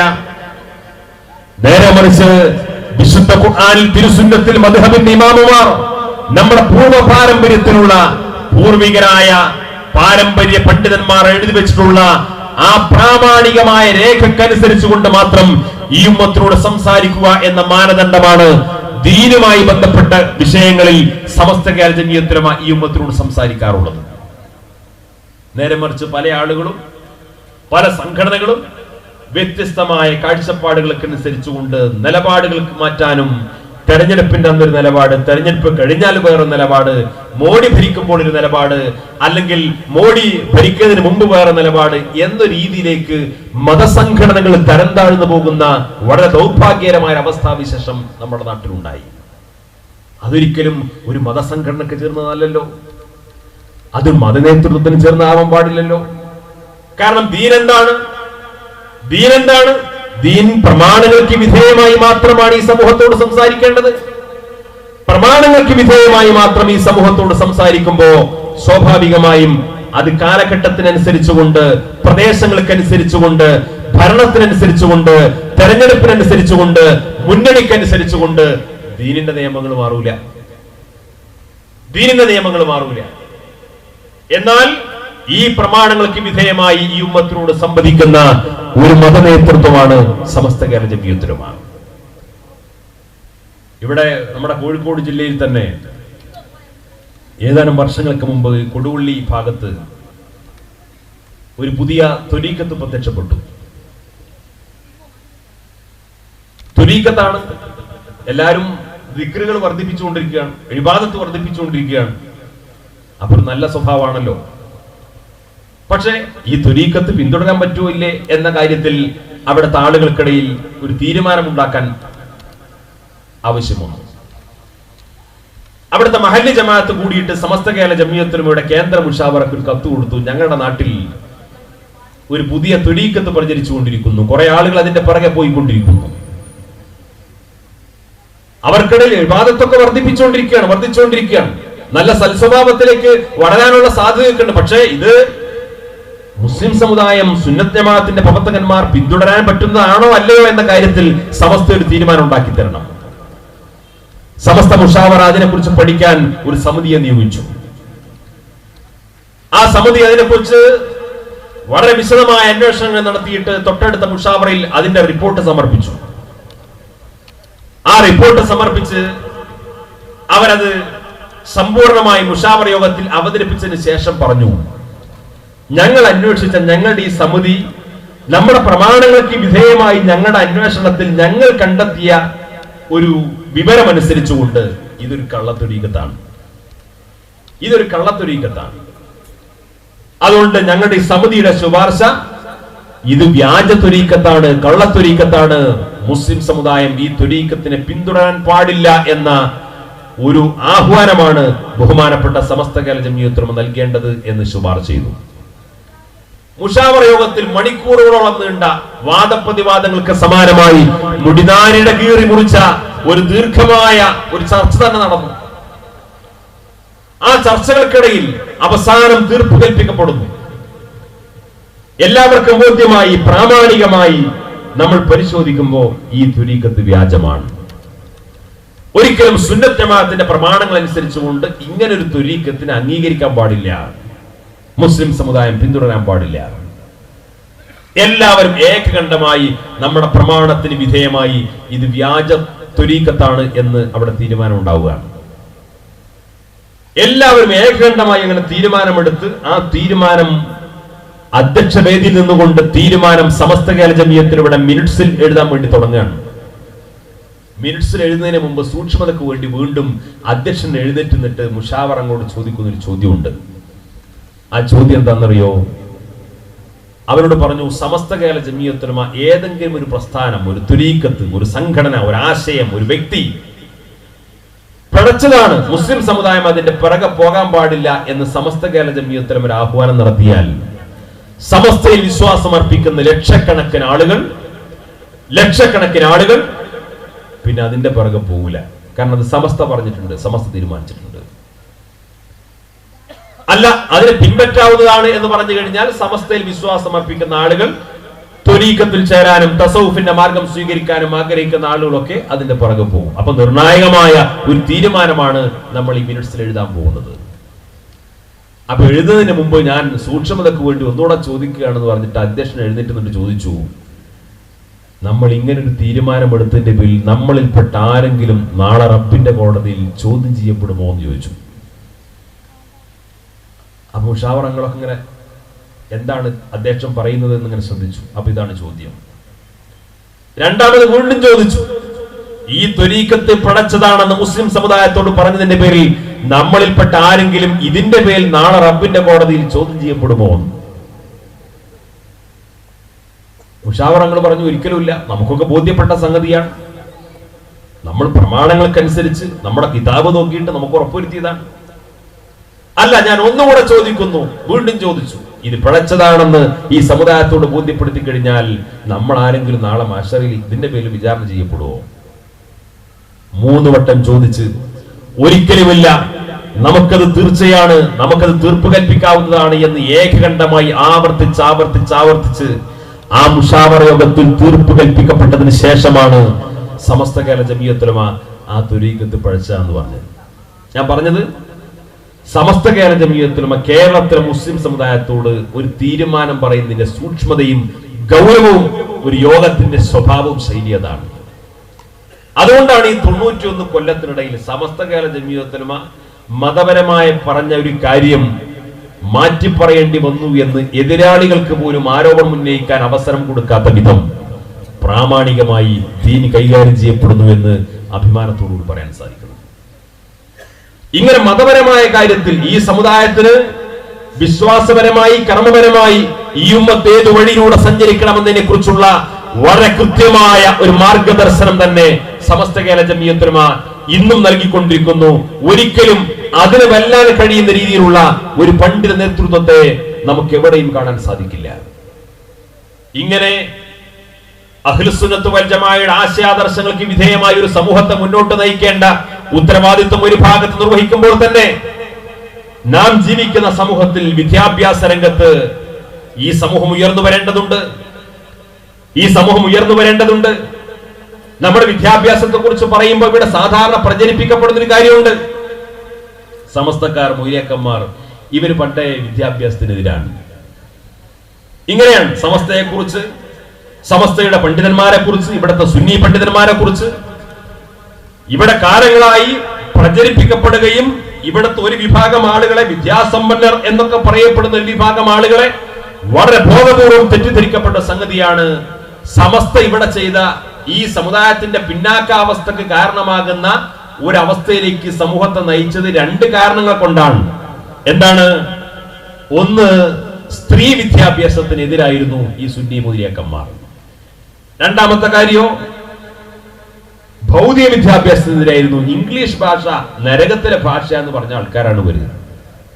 അപ്പൊ കേരളത്തിലെ മുസ്ലിം സമൂഹത്തിനിടയിൽ ഏറ്റവും കൂടുതൽ ജനങ്ങൾക്കിടയിൽ സ്വീകാര്യതയും അംഗീകാരമുള്ള ഒരു വലിയ പണ്ഡിത പ്രസ്ഥാനം സ്ത്രീ വിദ്യാഭ്യാസത്തിനെതിരെ നിൽക്കുന്നു, ഇംഗ്ലീഷ് വിദ്യാഭ്യാസത്തിനെതിരെ നിൽക്കുന്നു, ഭൗതിക വിദ്യാഭ്യാസത്തിനെതിരെ നിൽക്കുന്നു. ഇവർ മാത്രം ഈ പള്ളി ദർസു, യതീംഖാനി, അറബി കോളേജൊക്കെ മതി എന്ന് പറഞ്ഞ് നടന്നതുകൊണ്ടാണ് നമ്മുടെ കേരളത്തിലെ മുസ്ലിങ്ങൾ വിദ്യാഭ്യാസ രംഗത്ത് പിന്നാക്കം നിന്നത് എന്ന് വളരെ ബോധപൂർവം പ്രചരിപ്പിക്കപ്പെടുന്ന ഒരു സാഹചര്യം നമ്മുടെ നാട്ടിലുണ്ട്. സത്യത്തിൽ സമസ്തയോളം വിദ്യാഭ്യാസ രംഗത്ത്, അത് സ്ത്രീ വിദ്യാഭ്യാസ രംഗത്ത് ഉൾപ്പെടെ സമസ്തയോളം ആ ദൗത്യം നിർവഹിച്ച മറ്റൊരു മുസ്ലിം സംഘടന എന്നല്ല ഒരു സമുദായ സംഘടനയും നമ്മുടെ കേരളത്തിൽ കാണിച്ചു തരാൻ കഴിയില്ല. വളരെ ഉത്തരവാദിത്തത്തോടു കൂടി നമുക്ക് പറയാൻ സാധിക്കും. നമ്മുടെ നാട്ടിൽ ഇപ്പോ ധാരാളം ഗേൾസ് സ്കൂളുകളുണ്ട്, പെൺകുട്ടികൾക്ക് മാത്രമായിട്ടുള്ള സ്കൂളുകൾ. മാനേജ്മെന്റ് എയ്ഡഡ് മേഖലയിലുണ്ട്, അൺഎയ്ഡഡ് മേഖലയിലുണ്ട്, അതേപോലെ സർക്കാർ സ്ഥാപനങ്ങളുണ്ട്. വുമൺസ് കോളേജുകളുണ്ട്, പെൺകുട്ടികൾക്ക് മാത്രമായിട്ടുള്ള കോളേജുകൾ. എന്നാൽ നമ്മുടെ നാട്ടിൽ സർക്കാർ മേഖലയിലെയോ അല്ലെങ്കിൽ അർദ്ധ സർക്കാർ മേഖലയിലോ ഈ വുമൺസ് കോളേജും ഗേൾസ് സ്കൂളും ഒക്കെ തുടങ്ങുന്നതിന്റെ മുമ്പ് ഇവിടുത്തെ മുസ്ലിം പെൺകുട്ടികൾക്ക് മാത്രമായി മദ്രസത്തുൽ ബനാത്ത് എന്ന് പറയുന്ന ഒരു പെൺകുട്ടികൾക്ക് വേണ്ടി മാത്രമായി കേരളത്തിലെ മുസ്ലിം സമുദായത്തിന്റെ ചരിത്രത്തിൽ മാത്രമല്ല കേരളത്തിന്റെ ചരിത്രത്തിൽ തന്നെ പെൺകുട്ടികൾക്ക് ആദ്യമായി വിദ്യാഭ്യാസ സ്ഥാപനം തുടങ്ങിയത് സമസ്ത കേരള ജമിയത്തുൽ ഉലമയുടെ സമുന്നതനായ നേതാവായിരുന്ന മഹാനായ പറവണ്ണ മൊഹീദ്ദീൻ കുട്ടി മുസ്ലിയാരാണ്. അപ്പൊ ചോദിക്കും, അത് മദ്രസ അല്ലേ? അതിന് പല ആളുകളും പറയുന്ന മറുപടി, അത് മദ്രസ അല്ലേ? അല്ല. കോഴിക്കോടുണ്ട് MM ഹൈസ്കൂൾ. കോഴിക്കോട് നിങ്ങൾ പോയി നോക്കിയാൽ അറിയാം MM ഹൈസ്കൂൾ. ആ MM ഹൈസ്കൂളിന്റെ MM ഫുൾ ഫോം എന്താണ്? മദ്രസത്തുൽ മുഹമ്മദിയ. അക്കാലത്ത് മതവിദ്യാഭ്യാസവും ഭൗതിക വിദ്യാഭ്യാസവും ഒക്കെ ഇതുപോലുള്ള സർക്കാർ സ്ഥാപനങ്ങൾ തന്നെ നടത്തിയിരുന്ന ഒരു കാലം ഉണ്ടായിരുന്നു. ബ്രിട്ടീഷുകാരുടെ കാലത്ത് സ്കൂൾ വിദ്യാഭ്യാസം നടക്കും. ആ സ്കൂൾ വിദ്യാഭ്യാസം നടന്നിരുന്ന ആ സ്കൂൾ കെട്ടിടത്തിൽ തന്നെ ഓത്തുപള്ളികളും മദ്രസകളും നടന്നിരുന്നു. അക്കാലത്ത് അതിനെ മദ്രസകൾ എന്ന് വിളിച്ചിരുന്നു. മദ്രസകൾ എന്ന് വിളിച്ചാൽ ഇന്ന് നമ്മുടെ നാട്ടിലുള്ള മദ്രസാ സംവിധാനമല്ല, ഭൗതിക വിദ്യാഭ്യാസം നൽകുന്ന, ഇംഗ്ലീഷ് വിദ്യാഭ്യാസം നൽകുന്ന, അത്യാവശ്യം കണക്കും സയൻസും ശാസ്ത്രവും പഠിപ്പിച്ചുകൊണ്ടിരിക്കുന്ന ആ ഭൗതിക വിദ്യാഭ്യാസം കൂടി ഉൾപ്പെടുന്ന മദ്രസാ സംവിധാനം കേരളത്തിൽ മുസ്ലിം സമൂഹത്തിൽ മാത്രമല്ല കേരളീയ സമൂഹത്തിന്റെ ചരിത്രത്തിൽ ആദ്യമായി പെൺകുട്ടികളുടെ വിദ്യാഭ്യാസത്തിന്റെ തുടക്കം കുറിച്ചത് സമസ്ത കേരള ജമിയത്തുൽ ഉലമയാണ്. ഈ ആക്ഷേപിക്കുന്നോ ഇന്ന് ആക്ഷേപിക്കുകയും കുപ്രചാരണം നടത്തുന്ന ആളുകൾ അന്ന് പെൺകുട്ടികൾക്ക് വേണ്ടി മാത്രമല്ല ആൺകുട്ടികൾക്ക് വേണ്ടി പോലും വിദ്യാഭ്യാസ സ്ഥാപനം തുടങ്ങിയിട്ടില്ല, ആരംഭിച്ചിട്ടില്ല. പിൽക്കാലത്തോ ഇന്നത്തെ ചുറ്റുപാട് നിങ്ങൾ പരിശോധിച്ചു നോക്ക്. മുസ്ലിം പെൺകുട്ടികൾക്ക് വേണ്ടി ഏറ്റവും കൂടുതൽ വിദ്യാഭ്യാസ സ്ഥാപനം നടത്തുന്നത് ഏത് മതസംഘടനയാണ്? ഇവിടുത്തെ മുഴുവൻ മതസംഘടനകളും വിദ്യാഭ്യാസ ഏജൻസികളും മുസ്ലിം പെൺകുട്ടികൾക്ക് വേണ്ടി നടത്തിക്കൊണ്ടിരിക്കുന്ന വിദ്യാഭ്യാസ സ്ഥാപനങ്ങളിൽ ആകെ എത്ര മുസ്ലിം പെൺകുട്ടികൾ പഠിച്ചുകൊണ്ടിരിക്കുന്നു എന്ന കണക്ക് പരിശോധിക്കട്ടെ. ഏറ്റവും കൂടുതൽ മുസ്ലിം പെൺകുട്ടികൾക്ക് അവരുടെ അച്ചടക്കം നിലനിർത്തിക്കൊണ്ട്, അവരുടെ സംസ്കാരം നിലനിർത്തിക്കൊണ്ട്, അവർക്ക് കൃത്യമായ വേഷവിധാനങ്ങളോടുകൂടി ഏറ്റവും കൂടുതൽ മുസ്ലിം പെൺകുട്ടികളുടെ അച്ചടക്കവും വിദ്യാഭ്യാസവും നിലനിർത്താൻ ആവശ്യമായ വിദ്യാഭ്യാസ പ്രവർത്തനത്തിന് നേതൃത്വം കൊടുത്തുകൊണ്ടിരിക്കുന്നത് സമസ്ത കേരള ജമിയത്തുൽ ഉലമയും അതിന്റെ പോഷക ഘടകങ്ങളുമാണ്.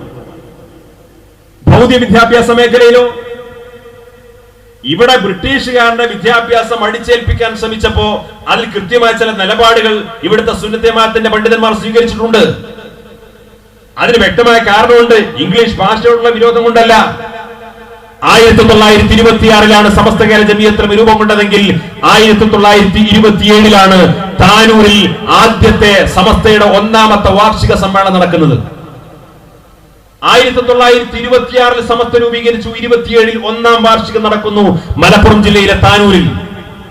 ആ താനൂരിലെ സമസ്തയുടെ ഒന്നാം വാർഷിക സമ്മേളനം നടക്കുമ്പോ നമ്മുടെ രാജ്യം ഭരിച്ചുകൊണ്ടിരിക്കുന്ന ബ്രിട്ടീഷുകാരാണ്. ആ ബ്രിട്ടീഷ് ഗവൺമെന്റ് കീഴിലുള്ള മലബാർ ഡിസ്ട്രിക്ട് ബോർഡിനോട് സമസ്ത കേരള ജംഇയ്യത്തുൽ ഉലമയുടെ ഒന്നാം വാർഷിക സമ്മേളനത്തിൽ പ്രമേയത്തിലൂടെ ആ സർക്കാരോട് ആവശ്യപ്പെട്ട ഒരു പ്രധാനപ്പെട്ട ആവശ്യം, മുസ്ലിം വിദ്യാർത്ഥികൾക്ക് ഇംഗ്ലീഷും കണക്കും സയൻസും പഠിക്കാൻ വേണ്ടി ഇവർക്കിവിടെ നിശാ പാഠശാല ബ്രിട്ടീഷ് ഗവൺമെന്റ് സ്ഥാപിക്കണം എന്നാ പറഞ്ഞത്. സമസ്ത കേരള ജംഇയ്യത്തുൽ ഉലമ ഇംഗ്ലീഷ് വിദ്യാഭ്യാസത്തിനും ഭൗതിക വിദ്യാഭ്യാസത്തിനും എതിരായിരുന്നുവെങ്കിൽ അതിന്റെ ഒന്നാം വാർഷിക സമ്മേളനത്തിൽ ഇവിടുത്തെ ഗവൺമെന്റിനോട് ഞങ്ങളുടെ കുട്ടികൾക്ക് ഇംഗ്ലീഷ് പഠിക്കാനും കണക്ക് പഠിക്കാനും സയൻസ് പഠിക്കാനും വിദ്യാഭ്യാസ സ്ഥാപനം ഉണ്ടാക്കി തരണമെന്ന് ആവശ്യപ്പെടുമായിരുന്നോ? അത് ആവശ്യപ്പെട്ടില്ലെന്ന് മാത്രമല്ല, പക്ഷേ ഇവിടെ വിദ്യാഭ്യാസ കാര്യത്തിൽ സമസ്തക്ക് കൃത്യമായ ഒരു കാഴ്ചപ്പാട് അന്നും ഇന്നുമുണ്ട്. അതെന്താണ്? വിശ്വാസവും സംസ്കാരവും മതബോധവും നഷ്ടപ്പെടുത്തിക്കൊണ്ടുള്ള വിദ്യാഭ്യാസമാണെങ്കിൽ ആ വിദ്യാഭ്യാസം തൽക്കാലം നമുക്ക് വേണ്ട. അതെന്തിനാണ് കാരണം? അത് സമസ്ത കേരള ജംഇയ്യത്തിൽ മാത്രമല്ല, അത്യാവശ്യം സമൂഹത്തിൽ മതബോധവും സദാചാരബോധവും നിലനിൽക്കണമെന്ന് ആഗ്രഹിക്കുന്ന ഏത് രക്ഷിതാവും ആഗ്രഹിക്കുന്ന ഒരു കാര്യമാണ്.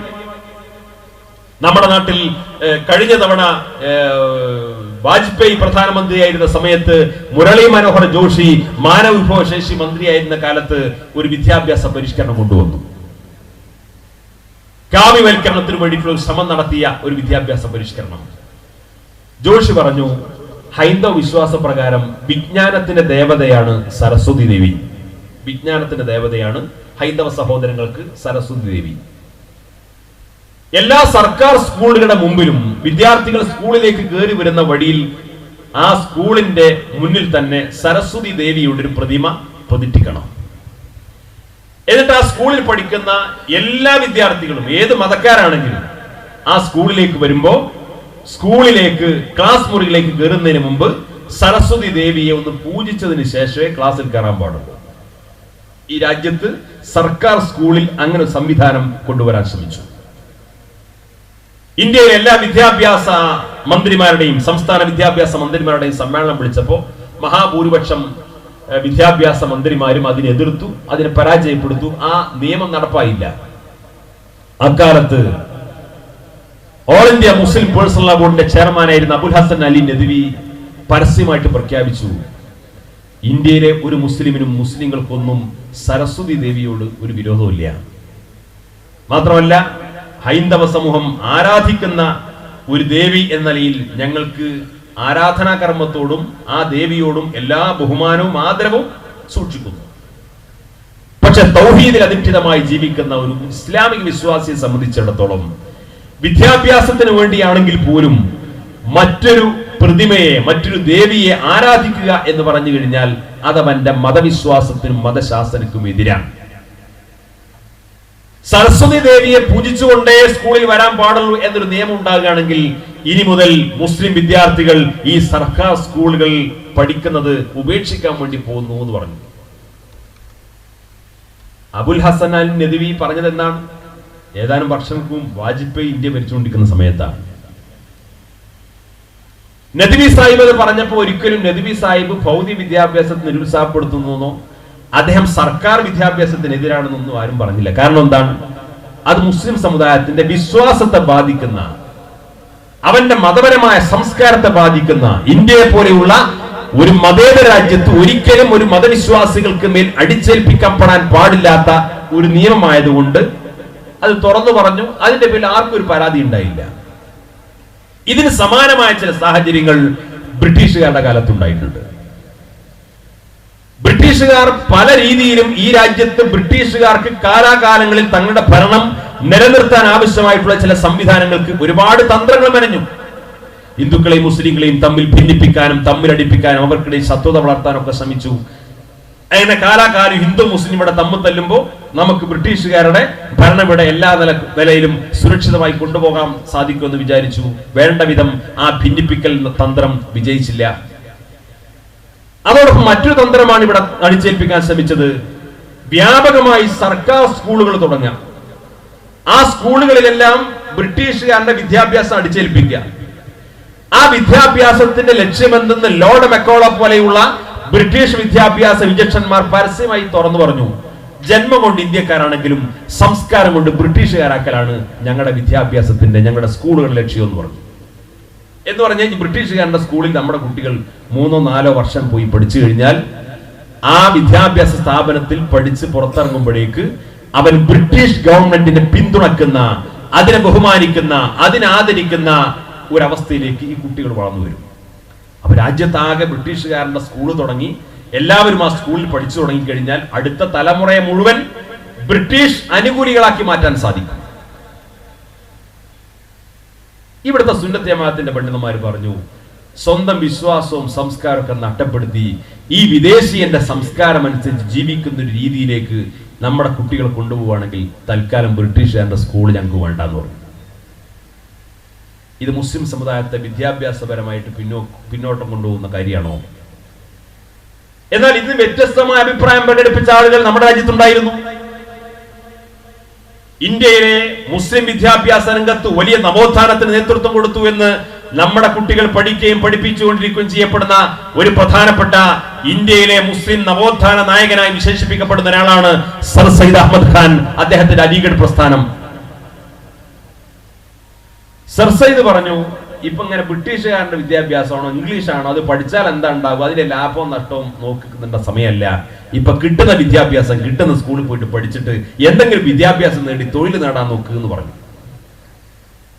അപ്പൊ ഒരു ഭാഗത്ത് മതവിശ്വാസം നഷ്ടപ്പെട്ടാലും വേണ്ടില്ല, സാംസ്കാരികമായിട്ട് തകർന്നാലും വേണ്ടില്ല, ഇപ്പോൾ കിട്ടുന്ന വിദ്യാഭ്യാസം നേടിയാൽ അത്യാവശ്യം സുസ്ഥിരമായി ജീവിക്കാൻ കഴിയുന്ന വിദ്യാഭ്യാസം നേടി നല്ല അവസ്ഥയിലേക്ക് എത്തിച്ചേരാൻ സാധിക്കുന്ന ഉത്തരയിൽ നിന്നുകൊണ്ട് സർ സയ്യിദ് അഹമ്മദ് ഖാന്റെ പ്രചരണങ്ങൾ ഒരു ഭാഗത്ത്. അദ്ദേഹം വിദ്യാഭ്യാസ രംഗത്ത് നടത്തിയിട്ടുള്ള വലിയ പരിഷ്കരണത്തിന്റെയും സംഭാവനയുടെയും പശ്ചാത്തലത്തിലാണ് പിൽക്കാലത്ത് അലിഗഡ് മുസ്ലിം യൂണിവേഴ്സിറ്റി ഒക്കെ വന്ന് അലിഗഡ് മുസ്ലിം യൂണിവേഴ്സിറ്റിയുടെ ഒരുപാട് ഉൽപ്പന്നങ്ങൾ ഉത്തരേന്ത്യൻ സംസ്ഥാനങ്ങൾക്ക് വ്യാപിച്ചുകൊണ്ടിരിക്കുന്നു. അതിന്റെ റിസൾട്ട് നമ്മൾ കൂട്ടത്തിൽ തിരിച്ചറിയേണ്ടതാണ്. പക്ഷെ ഇവിടെ സമസ്തയും ഇവിടുത്തെ സുന്നത്ത് ജമാഅത്തിന്റെ പണ്ഡിതന്മാരും പറഞ്ഞു, ഈ വിശ്വാസവും സംസ്കാരവും നഷ്ടപ്പെടുത്തുന്ന, നശിപ്പിക്കുന്ന ഒരു വിദ്യാഭ്യാസമാണെങ്കിൽ ആ സ്ഥാപനങ്ങളോട് കരുതലോടുകൂടിയാണ് മുസ്ലിം സമുദായം സമീപിക്കേണ്ടത് പറഞ്ഞു. ഇവിടെയൊക്കെ പണ്ഡിതന്മാർ എന്ത് പറയുന്നു, സാദാത്തുക്കൾ എന്ത് പറയുന്നു, അതനുസരിച്ച് ജീവിക്കുക എന്നതാണ് മലബാറിലെ മുസ്ലിം സമൂഹത്തിന്റെ ശൈലി. അപ്പൊ ബ്രിട്ടീഷുകാർ മനസ്സിലാക്കി, ഈ മൗലിയാക്കന്മാർ പറഞ്ഞത് കേട്ടേ എന്തായാലും മുസ്ലിങ്ങൾ നടക്കുള്ളൂ, നമ്മളെ സ്കൂൾ കാണിച്ചു കൊടുത്തിട്ടൊന്നും ഇവരെ സ്കൂളിലേക്ക് ആകർഷിക്കാൻ പറ്റുന്നില്ല, അതുകൊണ്ട് ഇനി എന്തുണ്ട് വഴി എന്ന് ചിന്തിച്ചപ്പോഴാണ് ബ്രിട്ടീഷുകാർ പുതിയൊരു തന്ത്രം ഇട്ടു വന്നു. അവർ പറഞ്ഞു, മുസ്ലിങ്ങൾക്ക് വേണ്ടി ഞങ്ങൾ പ്രത്യേകമായ സ്കൂളുകൾ തുടങ്ങാൻ പോവാണ്, മുസ്ലിങ്ങൾക്ക് വിദ്യാഭ്യാസം നേടാൻ വേണ്ടി ഞങ്ങൾ പ്രത്യേകമായി സ്കൂൾ തുടങ്ങാൻ പോവാണ്. ആ സ്കൂളിന്റെ പ്രത്യേകത എന്താണ്? റമദാൻ മാസം 30 ദിവസം സ്കൂളിന് അവധിയായിരിക്കും, എല്ലാ വെള്ളിയാഴ്ചയും സ്കൂളിന് അവധിയായിരിക്കും. നിങ്ങളുടെ കുട്ടികൾ ഓത്തുപള്ളിയിലോ മദ്രസയിലോ ഒക്കെ പഠിച്ചുകൊണ്ടിരിക്കുന്നവരാണെങ്കിൽ ആ പഠനം കഴിഞ്ഞിട്ട് രാവിലെ 10 മണിക്കോ 11 മണിക്കോ വന്നാൽ മതി. മുസ്ലിം കലണ്ടർ അനുസരിച്ചുള്ള മാപ്പിള സ്കൂളുകൾ. നമ്മുടെ നാട്ടിൽ ഇന്നുകൊണ്ട് കുറെ മാപ്പിള സ്കൂൾ. സ്വാതന്ത്ര്യത്തിന് ശേഷം നമുക്ക് മന്ത്രിമാരും MLA മാരും ഉണ്ടായപ്പോൾ കിട്ടിയതല്ല, മുസ്ലിം സമുദായത്തെ കിണിയിൽ വീഴ്ത്താൻ വേണ്ടി ബ്രിട്ടീഷുകാർ തുടങ്ങിയതാണ് മാപ്പിള സ്കൂളുകൾ. 947 ശേഷമാണ് മാപ്പിള സ്കൂളുകളെ പരിപോഷിപ്പിക്കാനും സംരക്ഷിക്കാനും സമുദായം മുന്നോട്ട് വന്നത്. അപ്പൊ ആ സ്കൂളിന്റെ രീതി കണ്ടാൽ തോന്നുന്നു ഇതേതൊരു മഹല്ല് കമ്മിറ്റി തുടങ്ങുന്ന സ്കൂളാന്ന് തോന്നുന്നു. റമദാൻ മാസം ഒഴിവ്, വെള്ളിയാഴ്ച ഒഴിവ്, മദ്രസയിൽ പോകുന്ന കുട്ടിക്ക് പ്രത്യേക സൗകര്യങ്ങൾ. ഈ കണിയിൽ മുസ്ലിം സമുദായത്തെ വീഴ്ത്താൻ സാധിച്ചില്ല. ഇതിലെല്ലാം മുസ്ലിം സമുദായത്തെ വിശ്വാസപരമായി ദോഷകരമായി ബാധിക്കുന്ന ചില അംശങ്ങൾ ഉണ്ട് എന്ന പണ്ഡിതന്മാരുടെ തിരിച്ചറിവും കണ്ടെത്തലുമാണ് മുസ്ലിം സമുദായത്തിന്റെ വിശ്വാസത്തെയും സംസ്കാരത്തെയും നശിപ്പിക്കുന്ന വിദ്യാഭ്യാസത്തെ നമുക്ക് വേണ്ട എന്ന് പറയാൻ ആർജവം കാണിച്ചത്. അതിന്റെ പേരിൽ ഈ സമുദായത്തിന് ഒരിക്കലും നഷ്ടമുണ്ടായിട്ടില്ല. ഈ സമുദായത്തിന് നഷ്ടമുണ്ടായിട്ടില്ലെന്ന് മാത്രമല്ല, എനിക്ക് എന്റെ വിശ്വാസവും സംസ്കാരവും ഉയർത്തിപ്പിടിച്ചുകൊണ്ടുള്ള വിദ്യാഭ്യാസമാണ് വേണ്ടത് എന്ന് തിരിച്ചറിയുന്ന ഒരു വലിയ സമൂഹത്തെയാണ് കേരളത്തിൽ രൂപകൽപ്പന ചെയ്യാൻ ഇവിടെ സമസ്ത കേരള ജമിയത്തിലുമൊക്കെ സാധിച്ചത്. സമസ്തയുടെ മദ്രസകൾ തുടങ്ങി, അറബി കോളേജുകൾ തുടങ്ങി, ഒരുപാട് വിദ്യാഭ്യാസ സ്ഥാപനങ്ങൾ തുടങ്ങി. ആ വിദ്യാഭ്യാസ സ്ഥാപനങ്ങൾ ഇന്ത്യയിലെ ലോകത്തെ വിദ്യാഭ്യാസ രംഗത്തുള്ള പുതിയ പുതിയ സാധ്യതകളെ തിരിച്ചറിഞ്ഞുകൊണ്ടുള്ള വിദ്യാഭ്യാസ രംഗത്തുള്ള ശക്തമായ ഒരു മുന്നേറ്റമാക്കിയിട്ടുള്ള ഒരു വലിയ വിദ്യാഭ്യാസ വിപ്ലവത്തിന് സമസ്ത കേരള ജമിയത്തുൽ ഉലമയെ പോലെയുള്ള ഒരു മതപണ്ഡിത പ്രസ്ഥാനത്തിന് നേതൃത്വം കൊടുക്കാൻ ഇവിടെ സാധിച്ചു. ഇത് നിങ്ങൾ ആലോചിച്ച് നോക്കൂ. സമസ്ത കേരള ജമിയത്തുൽ ഉലമയുടെ കീഴിലുള്ള മദ്രസ പ്രസ്ഥാനം 1ാം ക്ലാസ് മുതൽ +2 വരെയുള്ള ഒരു പ്രാഥമികമായ മദ്രസ സംവിധാനം ഒരു ഭാഗത്ത്. അറബിക് കോളേജുകൾ വ്യത്യസ്തമായ ഓപ്ഷനുകളാണ്. ഇന്ന് വിദ്യാഭ്യാസ രംഗത്ത് ഒരു യൂണിവേഴ്സിറ്റി ചെന്ന് കഴിഞ്ഞാൽ ആ വിദ്യാർത്ഥിയുടെ അഭിരുചിക്കനുസരിച്ചുള്ള വിദ്യാഭ്യാസങ്ങൾ, കോഴ്സുകൾ, അവന്റെ ബിരുദവും ബിരുദാനന്തരവും റിസർച്ചുകളും തിരഞ്ഞെടുക്കാം. SLC വരെ പഠിച്ച വിദ്യാർത്ഥിയാണെങ്കിൽ അവൻ 10ാം ക്ലാസ്സിൽ പരീക്ഷയിൽ ഉന്നത വിജയം നേടിയാൽ അവന് 8 വർഷം കൊണ്ട് വാഫി കോഴ്സിൽ ചേർന്നുകൊണ്ട് മതപരമായ ബിരുദവും ഭൗതികമായി ബിരുദവും ബിരുദാനന്തരവും നേടി വേണമെങ്കിൽ PhDക്ക് പോകാവുന്ന രീതിയിലുള്ള ഒരു വിദ്യാഭ്യാസ സംവിധാനം അല്ല. ചെറുപ്പത്തിലെ ഈ മതഭൗതിക വിദ്യാഭ്യാസ സമന്വയത്തിലൂടെ പഠിക്കണമെന്നാണെങ്കിൽ ചമ്മാട് ദാറുൽ ഹുദ ഇസ്ലാമിക് യൂണിവേഴ്സിറ്റിയുടെ കീഴിൽ വളർന്ന് പന്തലിച്ച വലിയൊരു വിദ്യാഭ്യാസ സംവിധാനം. ആ ദാറുൽ ഹുദയൊക്കെ തുടങ്ങുന്ന കാലത്ത് അതിനെ വളരെ പരിഹാസ്യമായി ചിത്രീകരിച്ചിരുന്ന ആളുകൾ ഉണ്ടായിരുന്നു. എന്താ അതിന്റെ പ്രത്യേകത? സമസ്ത കേരള ഇസ്ലാം മത വിദ്യാഭ്യാസ ബോർഡിന്റെ 5ാം ക്ലാസ് പൊതുപരീക്ഷ പാസ്സാവണം. ഈ കുട്ടിയുടെ പ്രായം 11.5 വയസ്സിൽ അധികരിക്കാൻ പാടില്ല. സ്കൂൾ വിദ്യാഭ്യാസത്തെ കുറിച്ച് ഒന്നും ചോദിക്കുന്നില്ല. ഇതേ മാനദണ്ഡമാണ് ഇന്നും ദാറുൽ ഹുദയിലെ ഒരു വിദ്യാർത്ഥി പ്രവേശനത്തിലുള്ള മാനദണ്ഡം. സമസ്ത കേരള ഇസ്ലാം മത വിദ്യാഭ്യാസ ബോർഡിന്റെ 5ാം ക്ലാസ് പൊതുപരീക്ഷ പാസ്സാവണം. പ്രായം 11.5 വയസ്സിൽ അധികരിക്കാൻ പാടില്ല. ഇതനുസരിച്ച് ഒരു സ്ഥാപനം തുടങ്ങുന്നു. ആ സ്ഥാപനത്തിന്റെ ഓരോ വർഷവും ആ സ്ഥാപനത്തിലേക്ക് കുട്ടികൾ വന്നുകൊണ്ടിരിക്കുന്നു, പഠിച്ചുകൊണ്ടിരിക്കുന്നു. ഈ 11.5 വയസ്സിൽ പ്രവേശനം നേടിയ കുട്ടിക്ക് 15 വയസ്സായി, 18 വയസ്സായി, 20 വയസ്സായി. പക്ഷെ ഈ കുട്ടിയെ ഒരു SLC പരീക്ഷ പോലും എഴുതിപ്പിക്കുന്നില്ല. ഇവന് +2 ഇല്ല, പ്രീഡിഗ്രി ഇല്ല, ഒന്നുമില്ല. അപ്പൊ കുറെ ആളുകൾ ആക്ഷേപിക്കാൻ തുടങ്ങി, വളരെ പരിഹാസ്യമായി അതിനെ ചിത്രീകരിക്കാൻ തുടങ്ങി. ഇംഗ്ലീഷ് ഭാഷക്കെതിരായി ഇവിടെ പ്രചരിപ്പിച്ച, ഫത്വ കൊടുത്ത ഇംഗ്ലീഷ് ഭാഷ നരകത്തിലെ ഭാഷ എന്ന് പറഞ്ഞ മൗലിയാക്കന്മാരാണ് ഈ ദാറുൽ തുടങ്ങിയിട്ടുള്ളത്. SLC പരീക്ഷ പോലും വിജയിച്ചിട്ടില്ലെങ്കിൽ ഈ നാട്ടിലെ നമ്മുടെ ഈ കുട്ടിയുടെ അവസ്ഥ എന്താണ്? ഒരു 10ാം ക്ലാസ് പാസ്സാവുക എന്ന് പറയുന്ന ഒരു സാമാന്യമായ ഒരു സർട്ടിഫിക്കറ്റ് പോലും കൊടുക്കാത്ത ഒരു ദാറുൽ ഹുദ എന്ന് പറഞ്ഞുകൊണ്ട് എന്ത് അത്ഭുതമാണ് ഈരവിടെ സൃഷ്ടിക്കാതിരിക്കുന്നത് എന്നൊക്കെ പറഞ്ഞ് വളരെ മോശമായി ഈ സംവിധാനത്തെ ചിത്രീകരിക്കാൻ തുടങ്ങി. മഹാനായ CH Hydros Musliyar, MM Basheer Musliyar, doctor Yubaputti Haji പോലെയുള്ള ആളുകളാണ് അതിന് തുടക്കം കുറിച്ചത്.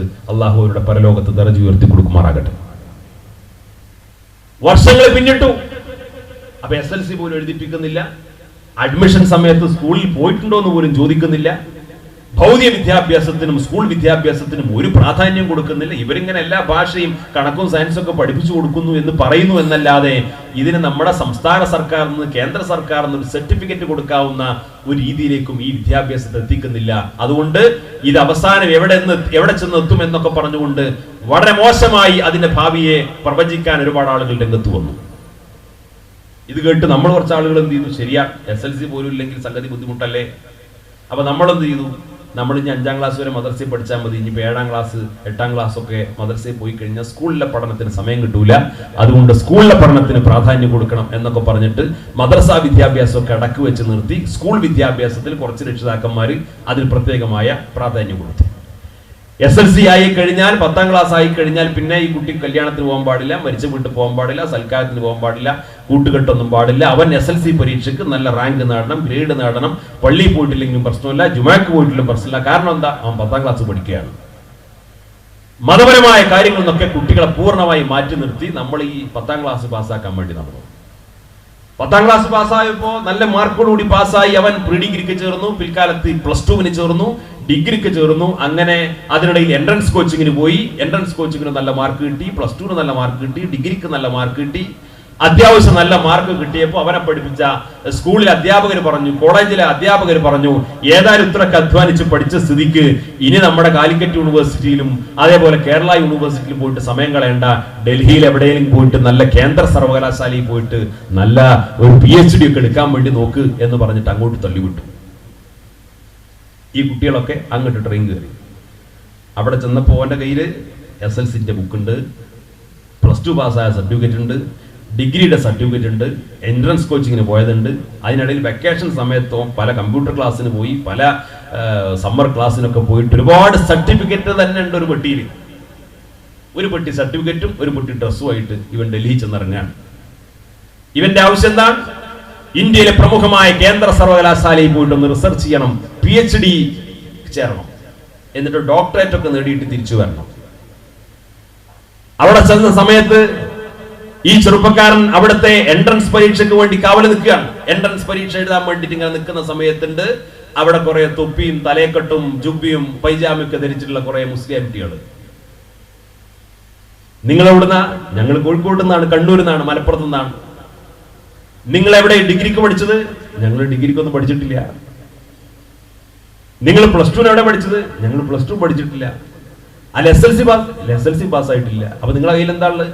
ഞങ്ങൾ 12 വർഷം ദാറുൽ ഹുദയിൽ പഠിച്ചിരുന്നു. അവിടെ ഡോക്ടർ ബഹാവുദ്ദീൻ മുഹമ്മദ് നദ്വി എന്ന് പറയുന്ന ഞങ്ങളുടെ BC ഒപ്പിട്ടിട്ടുള്ള സർട്ടിഫിക്കറ്റ്, ആകെ ഒരു സർട്ടിഫിക്കറ്റ് ഞങ്ങളുടെ കയ്യിലുള്ളൂ. എന്റെ കയ്യിൽ ആകെ ഒരു സർട്ടിഫിക്കറ്റ്, മറ്റുള്ളവരുടെ കയ്യിൽ ഒരു പെട്ടി മുഴുവൻ സർട്ടിഫിക്കറ്റ്. രണ്ടാളും ഒരേ എൻട്രൻസ് പരീക്ഷ എഴുതാൻ പോവാണ്. രണ്ടുപേരും ഒരേ എൻട്രൻസ് പരീക്ഷ എഴുതാൻ പോവാണ്. രണ്ടുപേരും ഒരേ എൻട്രൻസ് പരീക്ഷ എഴുതുന്നു, ഒരുമിച്ച് PhD തീസിസ് ചെയ്യുന്നു, ഡോക്ടറേറ്റ് നേടി തിരിച്ചു വരുന്നു. ഇവിടെ വിവിധ യൂണിവേഴ്സിറ്റികളിൽ, കോളേജുകളിൽ പ്രൊഫസർമാരായും ലെക്ചർമാരായും ഉന്നത ഉദ്യോഗസ്ഥന്മാരായിട്ട് സേവനം ചെയ്യുന്നു. ഇന്ന് സമസ്ത കേരള ജംഇയ്യത്തുൽ ഉലമയുടെ കീഴ്ഘടകമായ സുന്നി മഹല്ല് ഫെഡറേഷന്റെ ആഭിമുഖ്യത്തിൽ തുടക്കം കുറിച്ച സമ്മാട് ദാറുൽ ഹുദ ഇസ്ലാമിക് യൂണിവേഴ്സിറ്റിയിൽ നിന്ന് ബിരുദം നേടിയിട്ട് പുറത്തിറങ്ങുന്ന വിദ്യാർത്ഥിക്ക് ഇന്ത്യ രാജ്യത്തെ 7 സർവകലാശാലകളിൽ ഉപരിപഠനം നടത്താവുന്ന തത്തുല്യ യോഗ്യതയായി ദാറുൽ ഹുദയുടെ ഹുദവി ബിരുദം ഇന്ന് ഇന്ത്യയിലെ അക്കാദമിക സമൂഹം അംഗീകരിച്ചു കഴിഞ്ഞു. Aligarh Muslim university, Maulana Azad university, Jamia Hamdard university, Jamia Millia university, Jawaharlal Nehru university, Maulana Azad university, Madras university. ഇന്ത്യയിലെ 7 സർവകലാശാലകളിൽ SSLC പരീക്ഷ പോലും പാസ്സാവാത്ത സമസ്ത കേരള ജംഇയ്യത്തുൽ ഉലമയുടെ കീഴ്ഘടകമായി പ്രവർത്തിച്ചുകൊണ്ടിരിക്കുന്ന ദാറുൽ ഹുദ ഇസ്ലാമിക് യൂണിവേഴ്സിറ്റിയിലെ ഹുദവി ബിരുദത്തിന്റെ ഒരു സർട്ടിഫിക്കറ്റ് കൊണ്ട് ഇന്ത്യയിലെ കേന്ദ്ര സർവകലാശാലകളിൽ ഉപരിപഠനം നടത്താവുന്ന രീതിയിലുള്ള ഒരു വലിയ വിദ്യാഭ്യാസ വിപ്ലവത്തിനാണ് സമസ്ത കേരള ജംഇയ്യത്തുൽ ഉലമ നേതൃത്വം കൊടുത്തത്. ഇതിന് സമാനമായ ഒരു വിദ്യാഭ്യാസ വിപ്ലവം, ഞാൻ അഹങ്കാരത്തിന്റെ ഭാഷയിൽ പറയുന്നതല്ല, കേരളത്തിൽ ഏത് മതസംഘടനക്ക് സാധിച്ചു? കേരളത്തിൽ ഏത് വിദ്യാഭ്യാസ ഏജൻസികൾക്ക് സാധിച്ചു? കേരളത്തിൽ ഏത് വിദ്യാഭ്യാസ ഏജൻസികൾക്ക് സാധിച്ചു? ഇവിടെ എപ്പോഴും സമസ്ത ഇംഗ്ലീഷ് വിദ്യാഭ്യാസം മോശമാണ്, ഇംഗ്ലീഷ് വിദ്യാഭ്യാസത്തിനെതിരെ നിന്നവരാണ്, ഇവര് പഴഞ്ച മൊയ്ലേക്കന്മാരാണ് എന്ന് പറഞ്ഞ് പ്രസംഗിച്ചുകൊണ്ട് നടക്കുന്ന ആളുകൾ നിങ്ങൾ എന്ത് സ്ഥാപനം നടത്തുന്നു ചോദിച്ചു കഴിഞ്ഞാൽ അവരിപ്പോഴും അഫ്ദലുമാ കോഴ്സായിട്ട് നടക്കുകയാണ്. അഫ്ദലുമാ കോഴ്സൊക്കെ നടത്തുന്നതിനേറെ കുട്ടികളെ എവിടെയെങ്കിലും പറഞ്ഞു വെച്ചിട്ട് ആട് ഫാം നടത്തിയാൽ അതിനേക്കാൾ വരുമാനം ഉണ്ടാക്കാം. ആ കോഴ്സിനൊക്കെ വിദ്യാഭ്യാസ രംഗത്ത് ഇന്ന് അത്രേ സാധ്യതയുള്ളൂ. ഞാൻ കോഴ്സിനെ മോശമാക്കി പറയല്ല, വിദ്യാഭ്യാസ രംഗം അതിനേക്കാൾ എത്രയോ വളർന്നിരിക്കുന്നു. ലോകത്തുള്ള ഇന്നത്തെ വിദ്യാഭ്യാസത്തിന്റെ പുതിയ സാധ്യതകൾ തിരിച്ചറിഞ്ഞുകൊണ്ട് മതബോധവും മതപാണ്ഡിത്യവും പ്രാമാണികമായ ഇസ്ലാമിക വിജ്ഞാനവും നേടി ആധുനിക സമൂഹത്തോട് സംവദിക്കാവുന്ന രീതിയിലുള്ള വലിയ വിദ്യാഭ്യാസ കാഴ്ചപ്പാടുകൾ അവതരിപ്പിക്കാനോ പ്രസംഗിക്കാനോ മാത്രമല്ല, പ്രായോഗികമായ വിദ്യാഭ്യാസ വിപ്ലവത്തിലൂടെ വിജയിപ്പിച്ചെടുക്കാൻ സാധിച്ചു എന്നുള്ളതാണ് സമസ്ത കേരള ജംഇയ്യത്തുൽ ഉലമ ഇന്ത്യയിലെ മുസ്ലിം സമൂഹത്തിന് മാതൃകായോഗ്യമായ രീതിയിലുള്ള വിദ്യാഭ്യാസ വിപ്ലവത്തിലൂടെ ഇവിടെ തെളിയിച്ചു കൊടുത്തത്. വാഫി സംവിധാനം, ഇന്ന് വാഫി ബിരുദമെടുത്ത ഒരു വിദ്യാർത്ഥിക്ക് ലിബിയയിലെ ഫതഹ് യൂണിവേഴ്സിറ്റി ചെന്നാൽ ആ സർട്ടിഫിക്കറ്റ് കാണിച്ചു കൊടുത്തു കഴിഞ്ഞാൽ അവിടെ ആ കുട്ടിക്ക് ഉപരിപഠനത്തിന് പ്രവേശനം കിട്ടും. ജാമിഅ അസ്ഹറിൽ ഉപരിപഠനത്തിന് പ്രവേശനം കിട്ടും. ഇതൊക്കെ പറയുമ്പോഴും നമ്മളെ പരിഹസിക്കുന്ന പല ആളുകളുണ്ട്. നമ്മളെ വളരെ മോശമായി പരിഹസിക്കുന്ന, നിങ്ങൾക്ക് മാത്രമൊന്നുമല്ലല്ലോ ഇവിടെ വിദ്യാഭ്യാസ സ്ഥാപനം ഉള്ളത് എന്നൊക്കെ പറഞ്ഞ് വളരെ കൊച്ചാക്കുന്ന ആളുകളുണ്ട്. ഈ കൊച്ചാക്കുന്ന ആളുകൾക്കും വിദ്യാഭ്യാസ സ്ഥാപനങ്ങളുണ്ട്. അവരുടെ വിദ്യാഭ്യാസ സ്ഥാപനങ്ങളൊന്നും ബിരുദവും ബിരുദാനന്തര ബിരുദമൊക്കെ എടുത്ത് പോകുന്ന ആളുകളുണ്ട്. ഞാൻ ഈ പാറക്കടവ് പ്രദേശത്ത് ഇവിടെ പ്രസംഗിച്ചുകൊണ്ടിരിക്കുമ്പോൾ അത്യാവശ്യം ഗൾഫ് മേഖലയിലൊക്കെ നല്ല ബന്ധങ്ങളുള്ള ആളുകളാണ്. നിങ്ങൾക്ക് ഗൾഫ് മേഖലയിൽ യാത്ര ചെയ്യുമ്പോൾ കാറിൽ പെട്രോൾ തീർന്നു കഴിഞ്ഞാൽ അഡ്നോക്കിന്റെ പമ്പിൽ പോയാൽ ഈ ബിരുദാനന്തര ബിരുദം നേടിയിട്ടുള്ള ആളുകളെ കാണാൻ പറ്റും. പക്ഷെ സമസ്ത കേരള ജംഇയ്യത്തുൽ ഉലമയുടെ ഒരു ഹുദവിയെ, ഒരു വാഫിയെ, ഒരു ഫൈലിയെ, ഒരു ദാരിമിയെ ഈ പണ്ഡിതന്മാർ ഒരിക്കലും അവരുടെ അന്തസ്സിന് ചേരാത്ത അവിടെ യോഗ്യതയ്ക്ക് ചേരാത്ത ഒരു ജോലിയിലുമല്ല അന്തസ്സോടുകൂടി ഈ ഉമ്മത്തിന് നേതൃത്വം കൊടുക്കാൻ കഴിയുന്ന മാതൃകായോഗ്യരായിട്ടുള്ള ആയിരക്കണക്കിന് പതിനായിരക്കണക്കിന് പ്രതിഭാശാലികളായ പണ്ഡിതന്മാരെ വളർത്തിയെടുക്കാൻ ഈ മഹിതമായ പ്രസ്ഥാനത്തിന് സാധിച്ചു. ഇതൊരിക്കലും നമ്മുടെ അഹങ്കാരത്തിന്റെ ഭാഷയല്ല. സാത്വികരായ നല്ല നീയത്തോടുകൂടി വിശുദ്ധമായ ലക്ഷ്യങ്ങൾക്ക് വേണ്ടി ഒരു പറ്റം പണ്ഡിതന്മാർ അടിത്തറ പാകി ഈ സമുദായത്തിന്റെ നന്മ നിറഞ്ഞ വളർച്ച മാത്രം കാക്ഷിച്ചുകൊണ്ട് അവർ രൂപകൽപ്പന ചെയ്തിട്ടുള്ള പദ്ധതികളെ ഈ ഉമ്മത്ത് ഏറ്റെടുക്കാനും അതിനെ വിജയിപ്പിച്ചെടുക്കാനും അത് വിജയിക്കാൻ ആത്മാർത്ഥമായി പ്രാർത്ഥിക്കാനും കഴിയുന്ന വലിയ സ്വീകാര്യതയും അംഗീകാരവും നേടിയിട്ടുള്ള വലിയ സംവിധാനമായിട്ട് ഈ മഹിതമായ പ്രസ്ഥാനത്തിന് മാറാൻ സാധിച്ചു. ഇതേപോലെ വിദ്യാഭ്യാസ രംഗത്ത് ഈ സമുദായത്തെ വളർത്തിയെടുത്തു. ആദർശപരമായി പ്രാമാണികമായി അഹ്ലുസുന്നത്ത് വൽ ജമാഅയുടെ ആശയാദർശങ്ങൾക്ക് വിധേയമായി ഈ ഉമ്മത്തിന് വളരാൻ ആവശ്യമായിട്ടുള്ള സംവിധാനത്തെ കുറിച്ച് ഈ സമുദായത്തിന് പഠിപ്പിച്ചു കൊടുത്തു, നിരന്തരം പഠിപ്പിച്ചു കൊടുത്തുകൊണ്ടിരിക്കുന്നു. ഇനി മുസ്ലിം സമുദായത്തിനെതിരെ എന്തെങ്കിലും വെല്ലുവിളികളോ ഭീഷണികളോ പ്രശ്നങ്ങളോ കടന്നു വരുമ്പോ അവിടെയെല്ലാം വളരെ അഭിമാനത്തോടുകൂടി ആർജവത്തോടുകൂടി ഈ സമൂഹത്തിന്റെ എല്ലാ കാര്യങ്ങളിലും മുൻനിന്നുകൊണ്ട് നേതൃത്വം കൊടുക്കാനും അവകാശങ്ങളെ കുറിച്ച് ആർജവത്തോടുകൂടി സംസാരിക്കാനും ശബ്ദിക്കാനും സമസ്ത കേരള ജംഇയ്യത്തുൽ ഉലമയാണ് എല്ലാ കാലത്തും മുമ്പിൽ വന്നിട്ടുള്ളത്. നമുക്കറിയാം 1980കളിലെ ഇസ്ലാമിക ശരീഅത്തുമായി ബന്ധപ്പെട്ട വിവാദമുണ്ടായ കാലം. ആ കാലത്ത് സമസ്ത കേരള ജംഇയ്യത്തുൽ ഉലമ ആർജവത്തോടുകൂടി മഹാനായ ശംസുൽ ഉലമയുടെ നേതൃത്വത്തിൽ ഒരു തീരുമാനമെടുത്ത് രംഗപ്രവേശനം ചെയ്തതിന്റെ പരിണിത ഫലമാണ് ഈ രാജ്യത്ത് ഏറ്റവും വലിയ ഒരു നിയമനിർമ്മാണത്തിലേക്ക് നയിക്കുന്ന സാഹചര്യം ഉണ്ടായത്. ശബാനു ബീഗം കേസുമായി ബന്ധപ്പെട്ട് ഒരു കോടതിയുടെ ജഡ്ജി പോലും വിശുദ്ധമായ ഖുർആനിക സൂക്തത്തെ വായിച്ചുകൊണ്ട് ദുർവ്യാഖ്യാനം ചെയ്തുകൊണ്ട് ഇസ്ലാമിക ശരീഅത്ത് ഭേദഗതി ചെയ്യണം, വിശുദ്ധ ഖുർആൻ മാറ്റിയെഴുതണം എന്ന് പറഞ്ഞുകൊണ്ട് വളരെ മോശമായ പ്രചാരണങ്ങൾക്ക് തുടക്കം കുറിച്ചു നമ്മുടെ രാജ്യത്തുടനീളം. ഇവിടുത്തെ നിരീക്ഷണ നിർമ്മിത പ്രസ്ഥാനക്കാരും കമ്മ്യൂണിസ്റ്റുകാരും സംഘപരിവാറും എല്ലാവരും ഒരുമിച്ച് ചേർന്നുകൊണ്ട് ഇസ്ലാമിക ശരീഅത്തിനെ മോശമായി ചിത്രീകരിക്കാനുള്ള ബോധപൂർവമായ ശ്രമങ്ങൾ നടത്തി നമ്മുടെ നാട്ടിൽ. ആ സന്ദർഭത്തിൽ മഹാനായ ശംസുൽ ഉലമ ആർജവത്തോടുകൂടി രംഗത്ത് വന്നുകൊണ്ട് കേരളത്തിലെ മുഴുവൻ മതസംഘടനകളെയും ഒരുമിച്ച് നിർത്തിക്കൊണ്ടുള്ള ശക്തമായ ഒരു മുന്നേറ്റത്തിന് നേതൃത്വം കൊടുത്തു. നിങ്ങൾ ആലോചിക്കണം, മഹാനായ ശംസുൽ ഉലമ അന്ന് കേരളത്തിലെ മതസംഘടനാ നേതൃത്വത്തിന് മുമ്പിൽ അവതരിപ്പിച്ച ഒരു ഫോർമുലയുണ്ട്. ഇസ്ലാമിക ശരീഅത്ത് എന്ന് പറയുന്നത് ഒരു ചിത്രം വരക്കാനുള്ള ഒരു ചുമരാണ് എന്ന് സങ്കല്പിക്കുക. ചുമരിൽ ആര് ചിത്രം വരക്കണം, എങ്ങനെ ചിത്രം വരക്കണം എന്ന കാര്യമല്ലോ നമ്മുടെ അഭിപ്രായ വ്യത്യാസം മതനേതൃത്വത്തോട് പറയാണ്. എല്ലാവരും അംഗീകരിക്കുന്നുണ്ട്, പക്ഷെ ആ ഖുർആൻ എങ്ങനെ വ്യാഖ്യാനിക്കണം എന്ന കാര്യത്തിലാണ് നമ്മൾ തമ്മിൽ അഭിപ്രായ വ്യത്യാസം. അതിൽ ആ ചിത്രം വരക്കണം, എങ്ങനെ ചിത്രിക്കണമെന്ന നമുക്ക് അഭിപ്രായ വ്യത്യാസം നിർത്തിക്കൊണ്ടേ ആ സംരക്ഷിക്കുക എന്ന കാര്യത്തിൽ നമ്മൾ സാധിക്കണമെന്ന് മഹാനായ ശംസുൽ ഉലമ കേരള മുസ്ലിം സമുദായത്തിന് ചരിത്രമായി മതസംഘടനകൾക്കിടയിൽ പ്രസാദിഷ്ഠിത സഹകരണം ഒരുമിക്കാനും അന്ന് നൽകി. എല്ലാ മുസ്ലിം സംഘടനകളും കൂടി എല്ലാം കൂടി സമസ്ത കേരള ജംഇയ്യത്ത് അകത്ത് തന്നെ ചില ആളുകൾക്ക് തോന്നിയ ബിദഅി പ്രസ്ഥാനക്കാരുടെ തബ്ലീഗുകാരുടെ കൂടെ ഇസ്ലാമിന്റെ കൂടെ മുജാഹിദുകാരുടെ കൂടെ അങ്ങനെ അടുത്തുപോയിരുന്നാൽ നമ്മുടെ അതുകൊണ്ട് അവരടുപ്പിക്കാൻ പാടില്ല. ആലോചിക്കണം, അങ്ങനെ വരുന്നത് അവസാനികമായും ഒരു താല്പര്യമനുസരിച്ച് സംഘടന നയിക്കുന്ന വെറും ആദർശോ കാഴ്ചപ്പാടോ ഉമ്മത്തോ പോകട്ടെ, എന്തായാലും ആണല്ലോ എനിക്ക് സംഘടന ഇന്ന് വിചാരിക്കുന്ന നേതാവാണെങ്കിൽ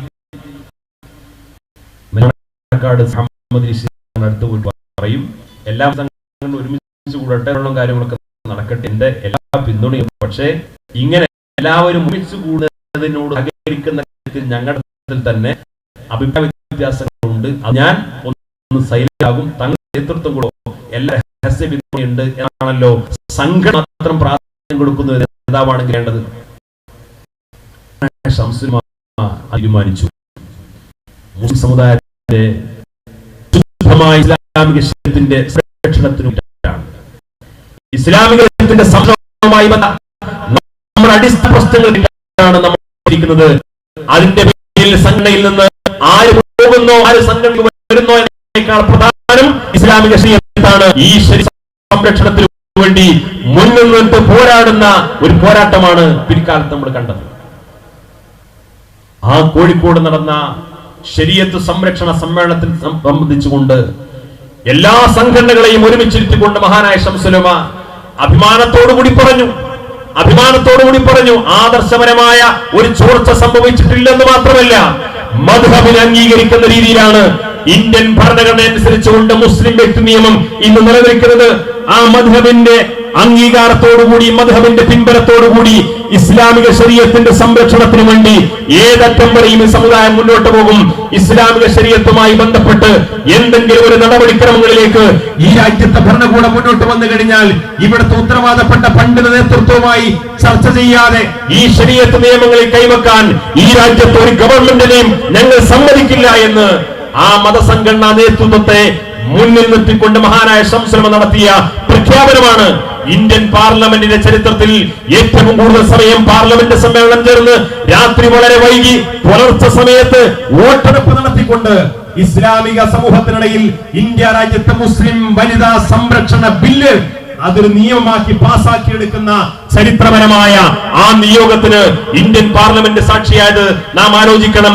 ഭൂരിപക്ഷം പ്രകടിപ്പിച്ചുകൊണ്ടല്ല, ഭീഷണിപ്പെടുത്തിക്കൊണ്ടല്ല, തീവ്രവാദ സംഘടനയെ പിൻനിർത്തിക്കൊണ്ടല്ല, ആരെയും മതസൗഹാർദ്ദമോ മതേതര സംവിധാനത്തെയോ വെല്ലുവിളിച്ചുകൊണ്ടല്ല, ഈ രാജ്യത്തിന്റെ ഭരണഘടന വകവെച്ച് നൽകുന്ന അവകാശാധികാരങ്ങൾ നിലനിർത്താൻ വേണ്ടിയിട്ട് ഭരണഘടനയുടെ മൂല്യങ്ങൾക്കകത്തുനിന്നുകൊണ്ട് നടത്തിയിട്ടുള്ള ഒരു പോരാട്ടത്തിന്റെ വിജയമായിരുന്നു ആ ശരീഅത്ത് സമ്മേളനവുമായി ബന്ധപ്പെട്ട് ഇന്ത്യയിലെ മുസ്ലിം സമൂഹത്തിന് നേടാൻ സാധിച്ചത്.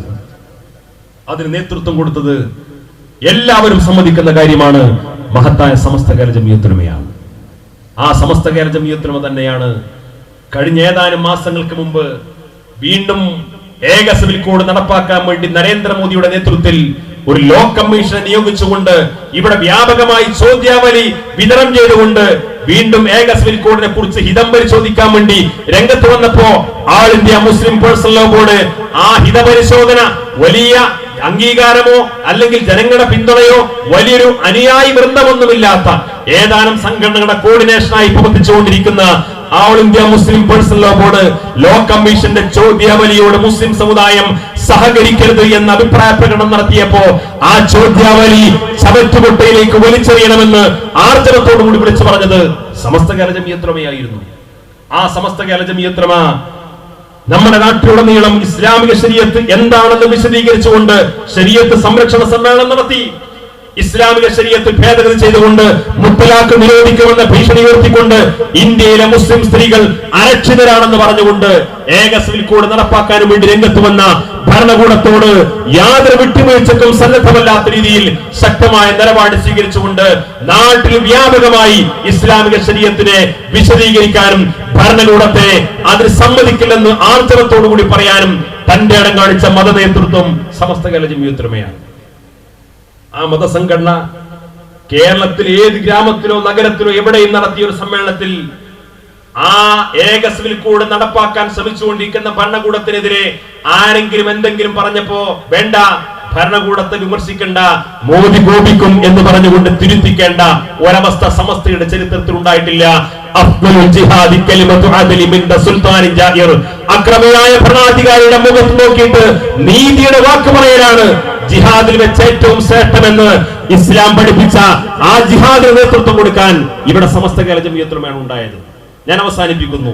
ഇന്ത്യയിലെ മുസ്ലിം സമുദായത്തിന് വിശ്വാസപരമായ ശരീഅത്തുമായി ബന്ധപ്പെട്ട അവകാശങ്ങളുമായി ബന്ധപ്പെട്ട പ്രശ്നം ഉണ്ടായപ്പോ ആശയപരമായി സമൂഹത്തെ മലിനപ്പെടുത്തിക്കൊണ്ട് അവന്റെ ഈമാനിനെ ദുർബലപ്പെടുത്താനും അവന്റെ ആചാര അനുഷ്ഠാന ക്രമങ്ങളെ വലിച്ചെറിയാൻ വേണ്ടി പ്രേരിപ്പിക്കുന്ന രീതിയിലുള്ള വിദായി പ്രസ്ഥാനങ്ങൾ കടന്നു വന്നപ്പോഴും ഈ സമുദായത്തെ വിദ്യാഭ്യാസവൽക്കരിക്കുന്നു എന്ന അവകാശവാദം ഉന്നയിച്ചുകൊണ്ട് പാശ്ചാത്യന്റെ വിദ്യാഭ്യാസം അടിച്ചേൽപ്പിച്ചുകൊണ്ട് ഈ സമുദായത്തെ വിശ്വാസപരമായി തകർക്കാനുള്ള ശ്രമം നടന്നപ്പോഴെല്ലാം മതബോധത്തിൽ അധിഷ്ഠിത വിദ്യാഭ്യാസം നൽകാൻ അഹ്ലുസ് സുന്നത്ത് വൽ ജമാഅയുടെ പ്രാമാണികമായി സമൂഹത്തിന് മുന്നിൽ അവതരിപ്പിച്ചു കൊടുക്കാൻ രാജ്യത്തെ മുസ്ലിം സമുദായം നേരിട്ടുകൊണ്ടിരിക്കുന്ന വെല്ലുവിളികളെ വെല്ലുവിളിയായി സ്വീകരിച്ചുകൊണ്ട് തന്നെ ഭരണഘടനയ്ക്ക് വിധേയമായി ശബ്ദമുയർത്താൻ എന്നും ഈ ഉമ്മത്തിന് കാവലാളായി ഉണ്ടായത് നേതൃപദവിയിൽ നിന്നുകൊണ്ട് നേതൃത്വം കൊടുക്കാൻ ഇവിടെ സമസ്ത കേരള ജംഇയ്യത്തുൽ ഉലമയാണ് ഉണ്ടായിട്ടുള്ളത്.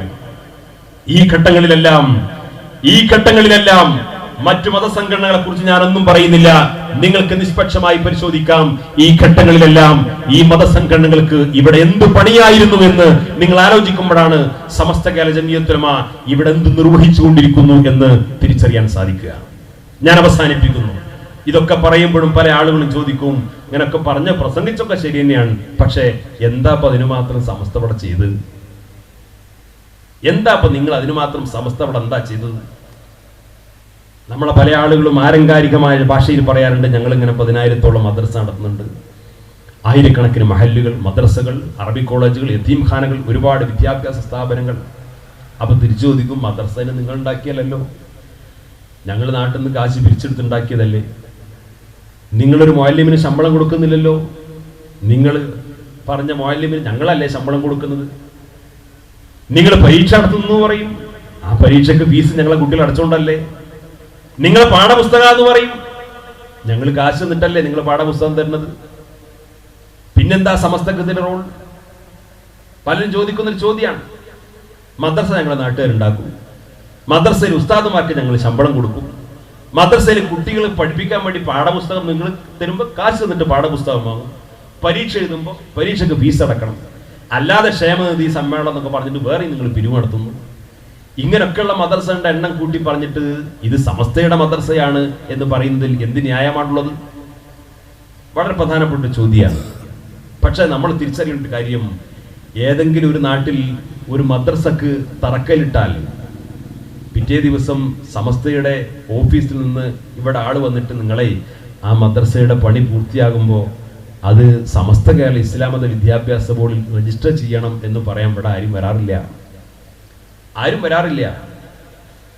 ആ മദ്രസക്ക് തറക്കല്ലിട്ട് മദ്രസയുടെ പണി പൂർത്തിയാക്കി കടം വാങ്ങിയും സംഭാവന പിരിച്ചും നാണയത്തുട്ടുകൾ ശേഖരിച്ചും കട്ടപ്പെട്ട് അധ്വാനിച്ച് മദ്രസ പണി പൂർത്തിയാക്കി ക്ലാസ് തുടങ്ങാൻ നേരത്ത് ആ നാട്ടുകാർ കൂടി തീരുമാനിക്കുകയാണ്, ഇതിനെന്തായാലും സമസ്ത കേരള ഇസ്ലാം മത വിദ്യാഭ്യാസ ബോർഡിന്റെ അംഗീകാരം വേണം. നാട്ടുകാർ തീരുമാനിക്കുകയാണ്, ജനങ്ങൾ തീരുമാനിക്കുകയാണ്, ഞങ്ങളുടെ നാട്ടിൽ ദീൻ പഠിപ്പിക്കേണ്ടത് സമസ്ത കേരള ജംഇയ്യത്തുൽ ഉലമയാണ്. ഇത് ജനങ്ങൾ സ്വയം തീരുമാനിക്കുന്നതാണ്. സമസ്ത എവിടെയും അടിച്ചേൽപ്പിച്ചിട്ട് ഒരു സിലബസും പഠിപ്പിക്കുന്നില്ല. സമസ്തയും എവിടെയും അടിച്ചേൽപ്പിച്ചിട്ട് ഒരു മുഅല്ലിമിനെ നിശ്ചയിച്ചിട്ടില്ല. സമസ്ത എവിടെയും നിങ്ങൾ ഇവിടെ രജിസ്റ്റർ ചെയ്യണം, ഈ വിദ്യാഭ്യാസ ബോർഡിൽ അംഗീകരിക്കണം എന്ന് പറയാൻ വേണ്ടി എവിടെയും വരാറില്ല.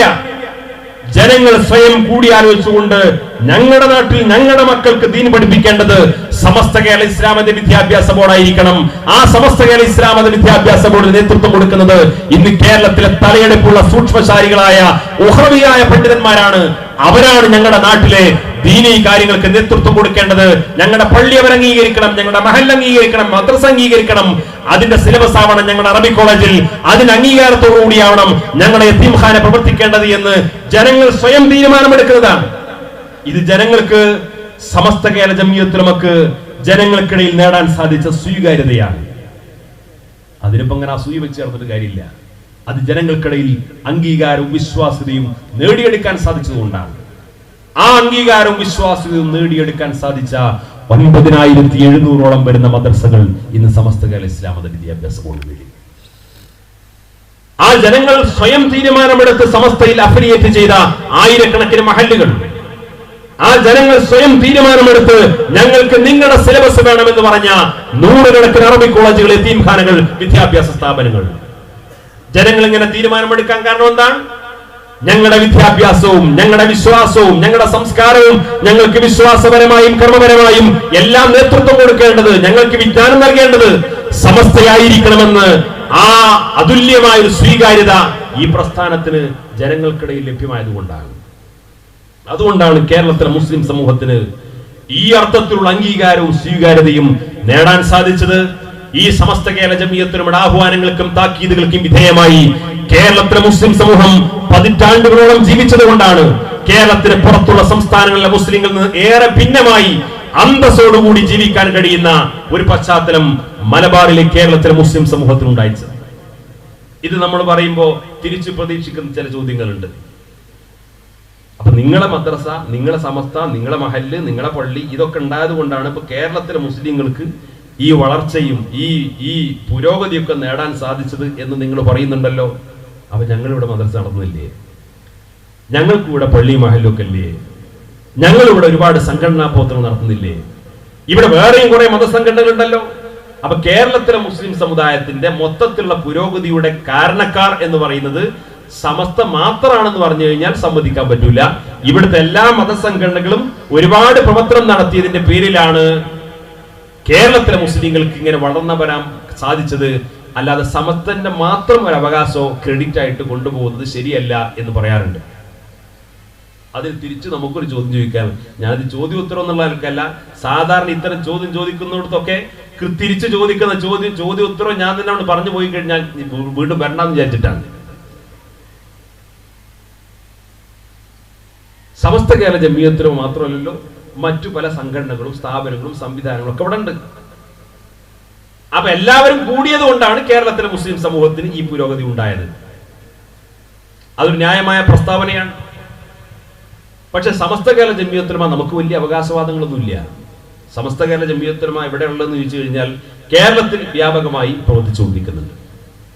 തമിഴ്നാട്ടിൽ ഈ കേരളത്തിനോട് ചേർന്ന തമിഴ്നാടിന്റെ കുറച്ച് ഭാഗങ്ങളിൽ കന്യാകുമാരി, നീലഗിരി, കോയമ്പത്തൂർ പോലെയുള്ള തമിഴ്നാട് കേരളത്തിനോട് ചേർന്നുള്ള അതിർത്തി പങ്കിട്ടുകൊണ്ടിരിക്കുന്ന തമിഴ്നാട് സംസ്ഥാനത്തിന്റെ ചില ഭാഗങ്ങളിൽ സമസ്ത കേരള ജമിയത്തുലമക്ക് കുറച്ച് സ്വാധീനങ്ങളുണ്ട്. കർണാടകയിൽ ദക്ഷിണ കന്നഡ, ഹാസൻ, ഉടുപ്പി, ചിക്കമംഗളൂർ, കൊടക് പോലെയുള്ള കർണാടകയിലെ ചില പ്രദേശങ്ങൾ, അവിടെ സമസ്ത കേരള ജമിയത്തുലമക്ക് കുറച്ച് കമ്മിറ്റിയും സ്വാധീനങ്ങളും പരിപാടികളൊക്കെ ഉണ്ട്. മഹാരാഷ്ട്രയിൽ ചെന്നാൽ അവിടെ മുംബൈ ആസ്ഥാനമായിട്ട് കുറച്ചു കാലമായി കുറച്ച് മദ്രസകളും പരിപാടികളൊക്കെ ഉണ്ട്.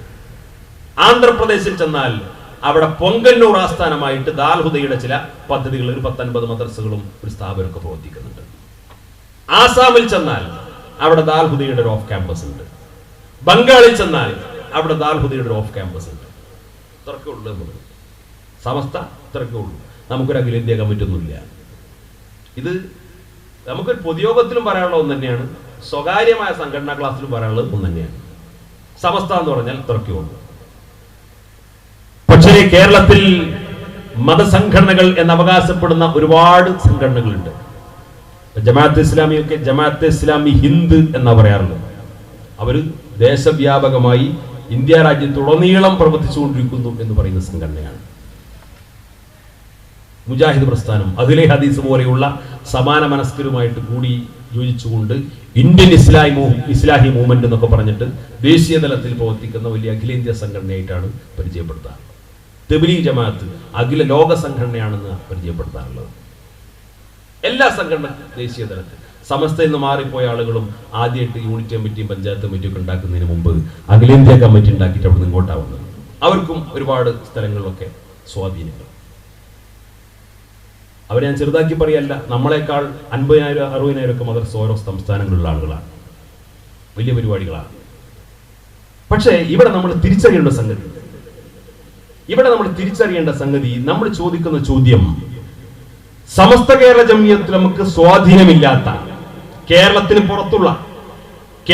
പുറത്തുള്ള സമസ്ത കേരള ജമിയത്തുലമയുടെ യാതൊരു സ്വാധീനവുമില്ലാത്ത, ഇവർക്ക് സ്വാധീനമുണ്ടെന്ന് പറയപ്പെടുന്ന ഏതെങ്കിലും ഒരു സംസ്ഥാനത്ത്, ഒരു പഞ്ചായത്തിൽ, ഒരു വാർഡിൽ, മലബാറിലെ കേരളത്തിലെ മുസ്ലിം സമൂഹത്തിന്റെ മഹല്ലുകൾക്ക് സമാനമായ ഒരു മുസ്ലിം മഹല്ല് ഉണ്ടാക്കാൻ സാധിച്ചിട്ടുണ്ടോ എന്നാണ് നമ്മുടെ ചോദ്യം.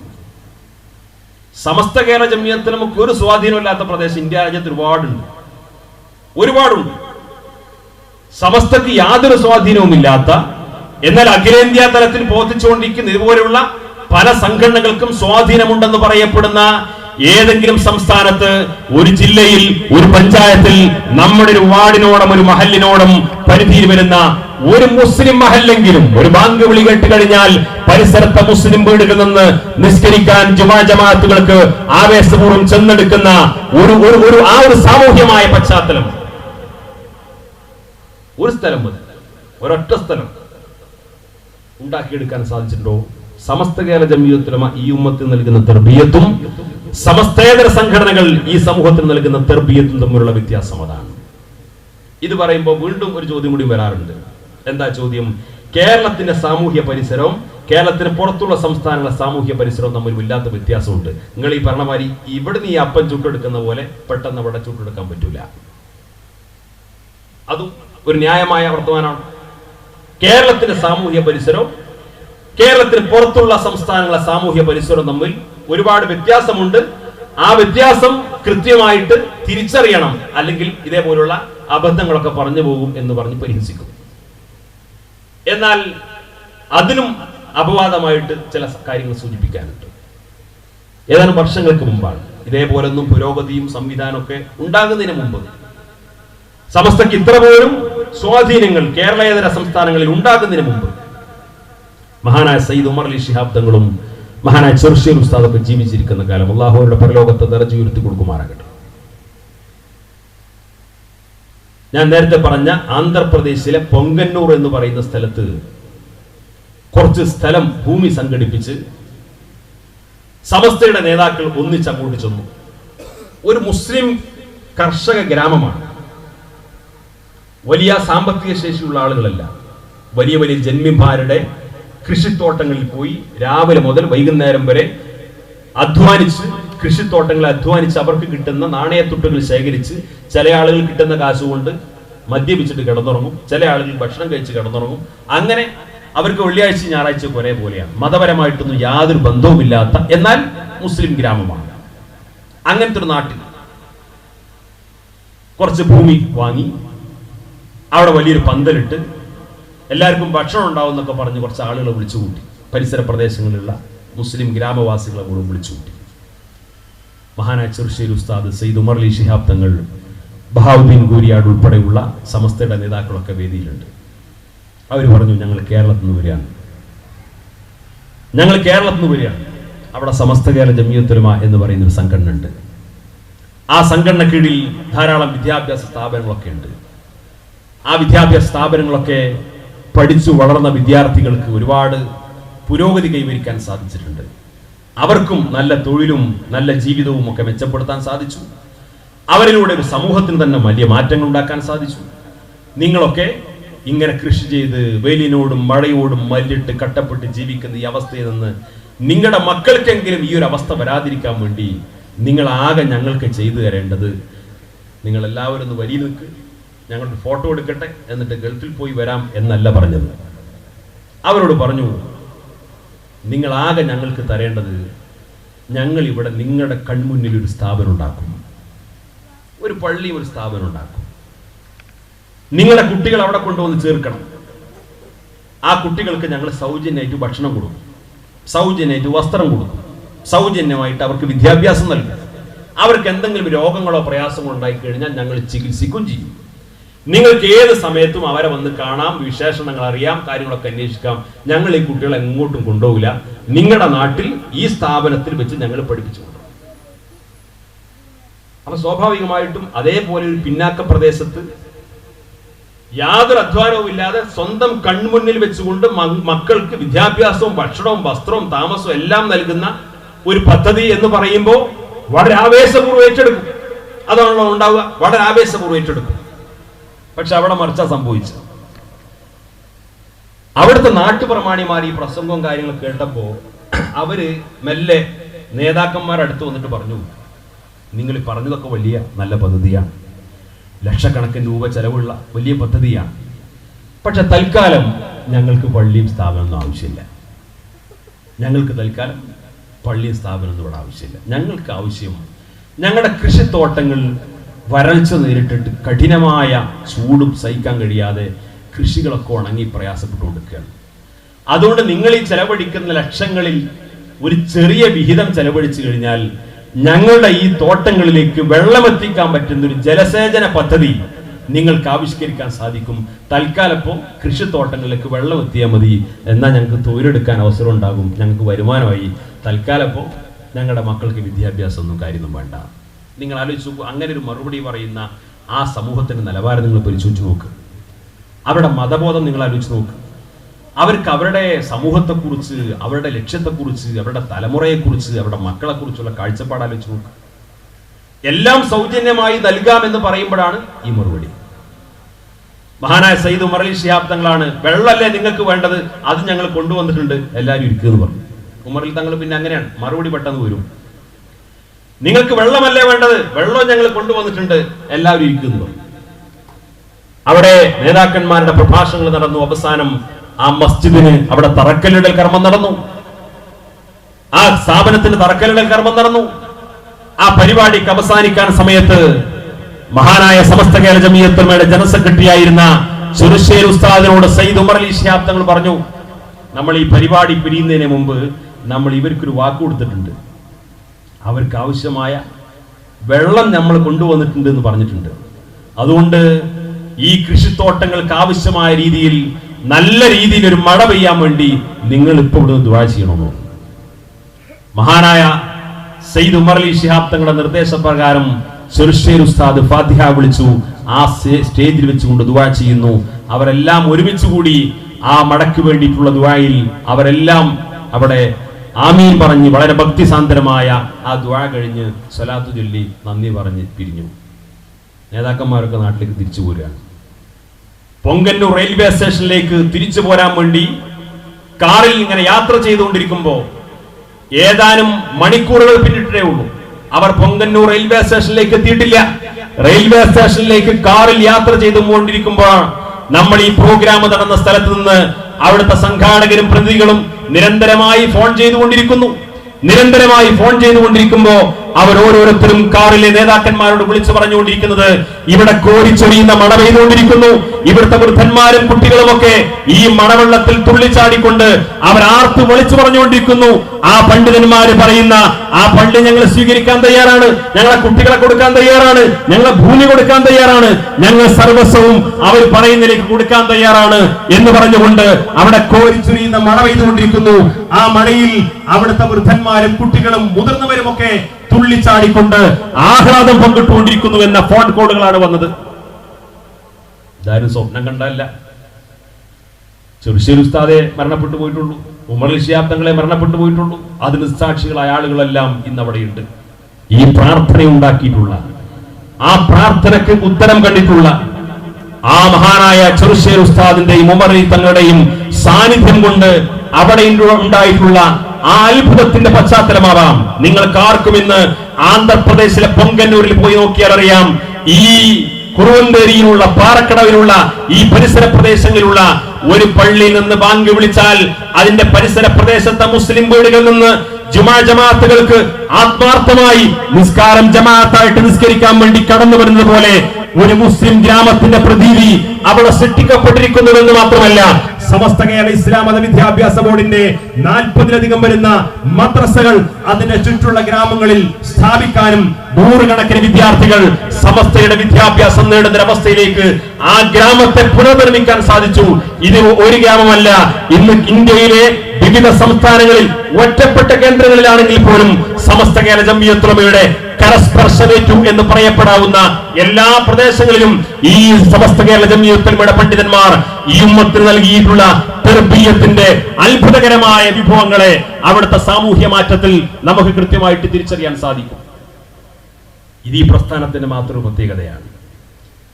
ഇത് നേതൃത്വത്തിന്റെ മാത്രം ഒരു റിസൾട്ടാണ്. അത് ഈ സമൂഹം ഇന്ന് അനുഭവിച്ചുകൊണ്ടിരിക്കുന്നു. ഈ സമൂഹത്തിന് ഇനി മുന്നോട്ട് വഴി കാണിക്കാൻ ഇതുപോലെ ഒരു നേതൃത്വമല്ലാതെ മറ്റൊന്നില്ല എന്ന് തിരിച്ചറിയാൻ നമുക്ക് സാധിക്കണം.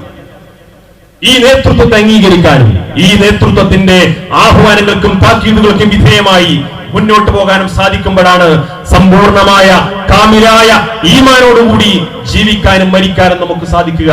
അല്ലാഹു തൗഫീഖ് നൽകുമാറാകട്ടെ.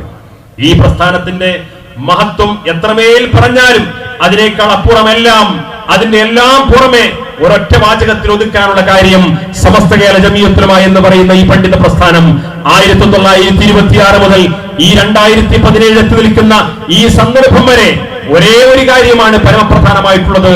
ഈ പ്രസ്ഥാനം അള്ളാഹുവിന്റെ പ്രീതിക്കനുസരിച്ചാണ് ഈ ഉമ്മത്തിന് നേതൃത്വം കൊടുത്തത് എന്നതിന്റെ ഏറ്റവും വലിയ തെളിവാണ് മഹാനായ വരക്കൽ മുല്ലക്കോയ തങ്ങൾ മുതൽ ഈ അവസാന കാലം വരെ സമസ്തക്ക് നേതൃത്വം കൊടുത്ത് നമ്മോട് വിട പറഞ്ഞു പോയിട്ടുള്ള അതിന്റെ മഹാരഥന്മാരായ നേതാക്കന്മാരുടെ എല്ലാം ജീവിത വിശുദ്ധി മാത്രമല്ല, ജീവിതത്തിൽ അവരെടുത്ത നിലപാട് മാത്രമല്ല, അവരുടെ ജീവിതാന്ത്യത്തിൽ അവസാനത്തെ നിമിഷം ലാ ഇലാഹ ഇല്ലല്ലാഹ് എന്ന കലിമത്തു തൗഹീദ് അക്ഷരശുദ്ധിയോടെ സ്ഫുടമായി പ്രസന്നമതരായി വളരെ കൃത്യമായി പുഞ്ചിരിച്ചുകൊണ്ട് ഉച്ചരിച്ചുകൊണ്ടാണ് അവർ ഈ ലോകത്തോട് വിട പറഞ്ഞത്.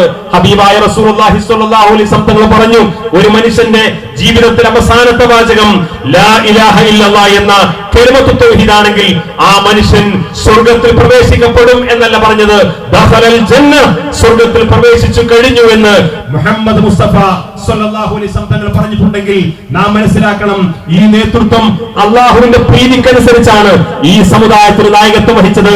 അവർ പറഞ്ഞ ആദർശം സത്യമായിരുന്നു, അവർ പറഞ്ഞ നിലപാടുകൾ സത്യമായിരുന്നു, അവർ പിഴച്ചവരെന്ന് പറഞ്ഞവർ പിഴച്ചവരായിരുന്നു, അവർ സത്യസന്ധരെന്ന് പറഞ്ഞവർ സത്യസന്ധരായിരുന്നു എന്നതിന്റെ ഏറ്റവും വലിയ നിദർശനം അവരുടെ ജീവിതം മാത്രമല്ല, മരണം പോലും അതിന്റെ സാക്ഷ്യപത്രമാണ് എന്ന തിരിച്ചറിവ് നമുക്കുണ്ടാവണം. ആ നേതൃത്വത്തിന്റെ മഹിതമായ മാർഗത്തിലൂടെ ജീവിക്കാനും അവരെ പോലെ കലിമ ചൊല്ലിക്കൊണ്ട് മരണപ്പെടാനും നമുക്കും നമ്മുടെ ബന്ധപ്പെട്ടവർക്കും അല്ലാഹു തൗഫീഖ് നൽകി അനുഗ്രഹിക്കുമാറാകട്ടെ. ഈ പ്രദേശത്ത് മഹാനായ ശംസുൽ ഉലമയുടെ പേരിൽ സുന്ദരമായ ഒരു ഇസ്ലാമിക് സെന്റർ ഉദ്ഘാടന കർമ്മം നിർവഹിച്ചുകൊണ്ട് സമസ്തയുടെയും പോഷക സംഘടനകളുടെയും വ്യത്യസ്തമായ പരിപാടികൾ, പ്രത്യേകിച്ച് SKSF നടത്തിക്കൊണ്ടിരിക്കുന്ന വിദ്യാഭ്യാസ ദാവാ പ്രവർത്തനങ്ങൾ, ജീവകാരുണ്യ പ്രവർത്തനങ്ങൾ, അതേപോലെ ഒരുപാട് നന്മ നിറഞ്ഞ ഒരുപാട് ഈ സമുദായത്തിന്റെ ആരോഗ്യകരമായ പുരോഗതിക്ക് വേണ്ടിയിട്ടുള്ള പ്രവർത്തനങ്ങളെ വിജയിപ്പിക്കാനും പ്രോത്സാഹിപ്പിക്കാനും പിന്തുണക്കാനും നിങ്ങൾ ഓരോരുത്തരും മുന്നോട്ട് വരണമെന്ന് കൂടി അപേക്ഷിച്ചുകൊണ്ട് ഈ സമ്മേളനത്തിന് എല്ലാവിധ അഭിവാദ്യങ്ങളും ആശംസകളും നേർന്നുകൊണ്ട് നിങ്ങളുടെ പ്രാർത്ഥനയിൽ ഈ വിനീതനെ കൂടി ഉൾപ്പെടുത്തണമെന്ന് വസീയത്ത് ചെയ്യുന്നു. വആഖിറു ദഅവാനാ അൽഹംദുലില്ലാഹി റബ്ബിൽ ആലമീൻ. അസ്സലാമു അലൈക്കും.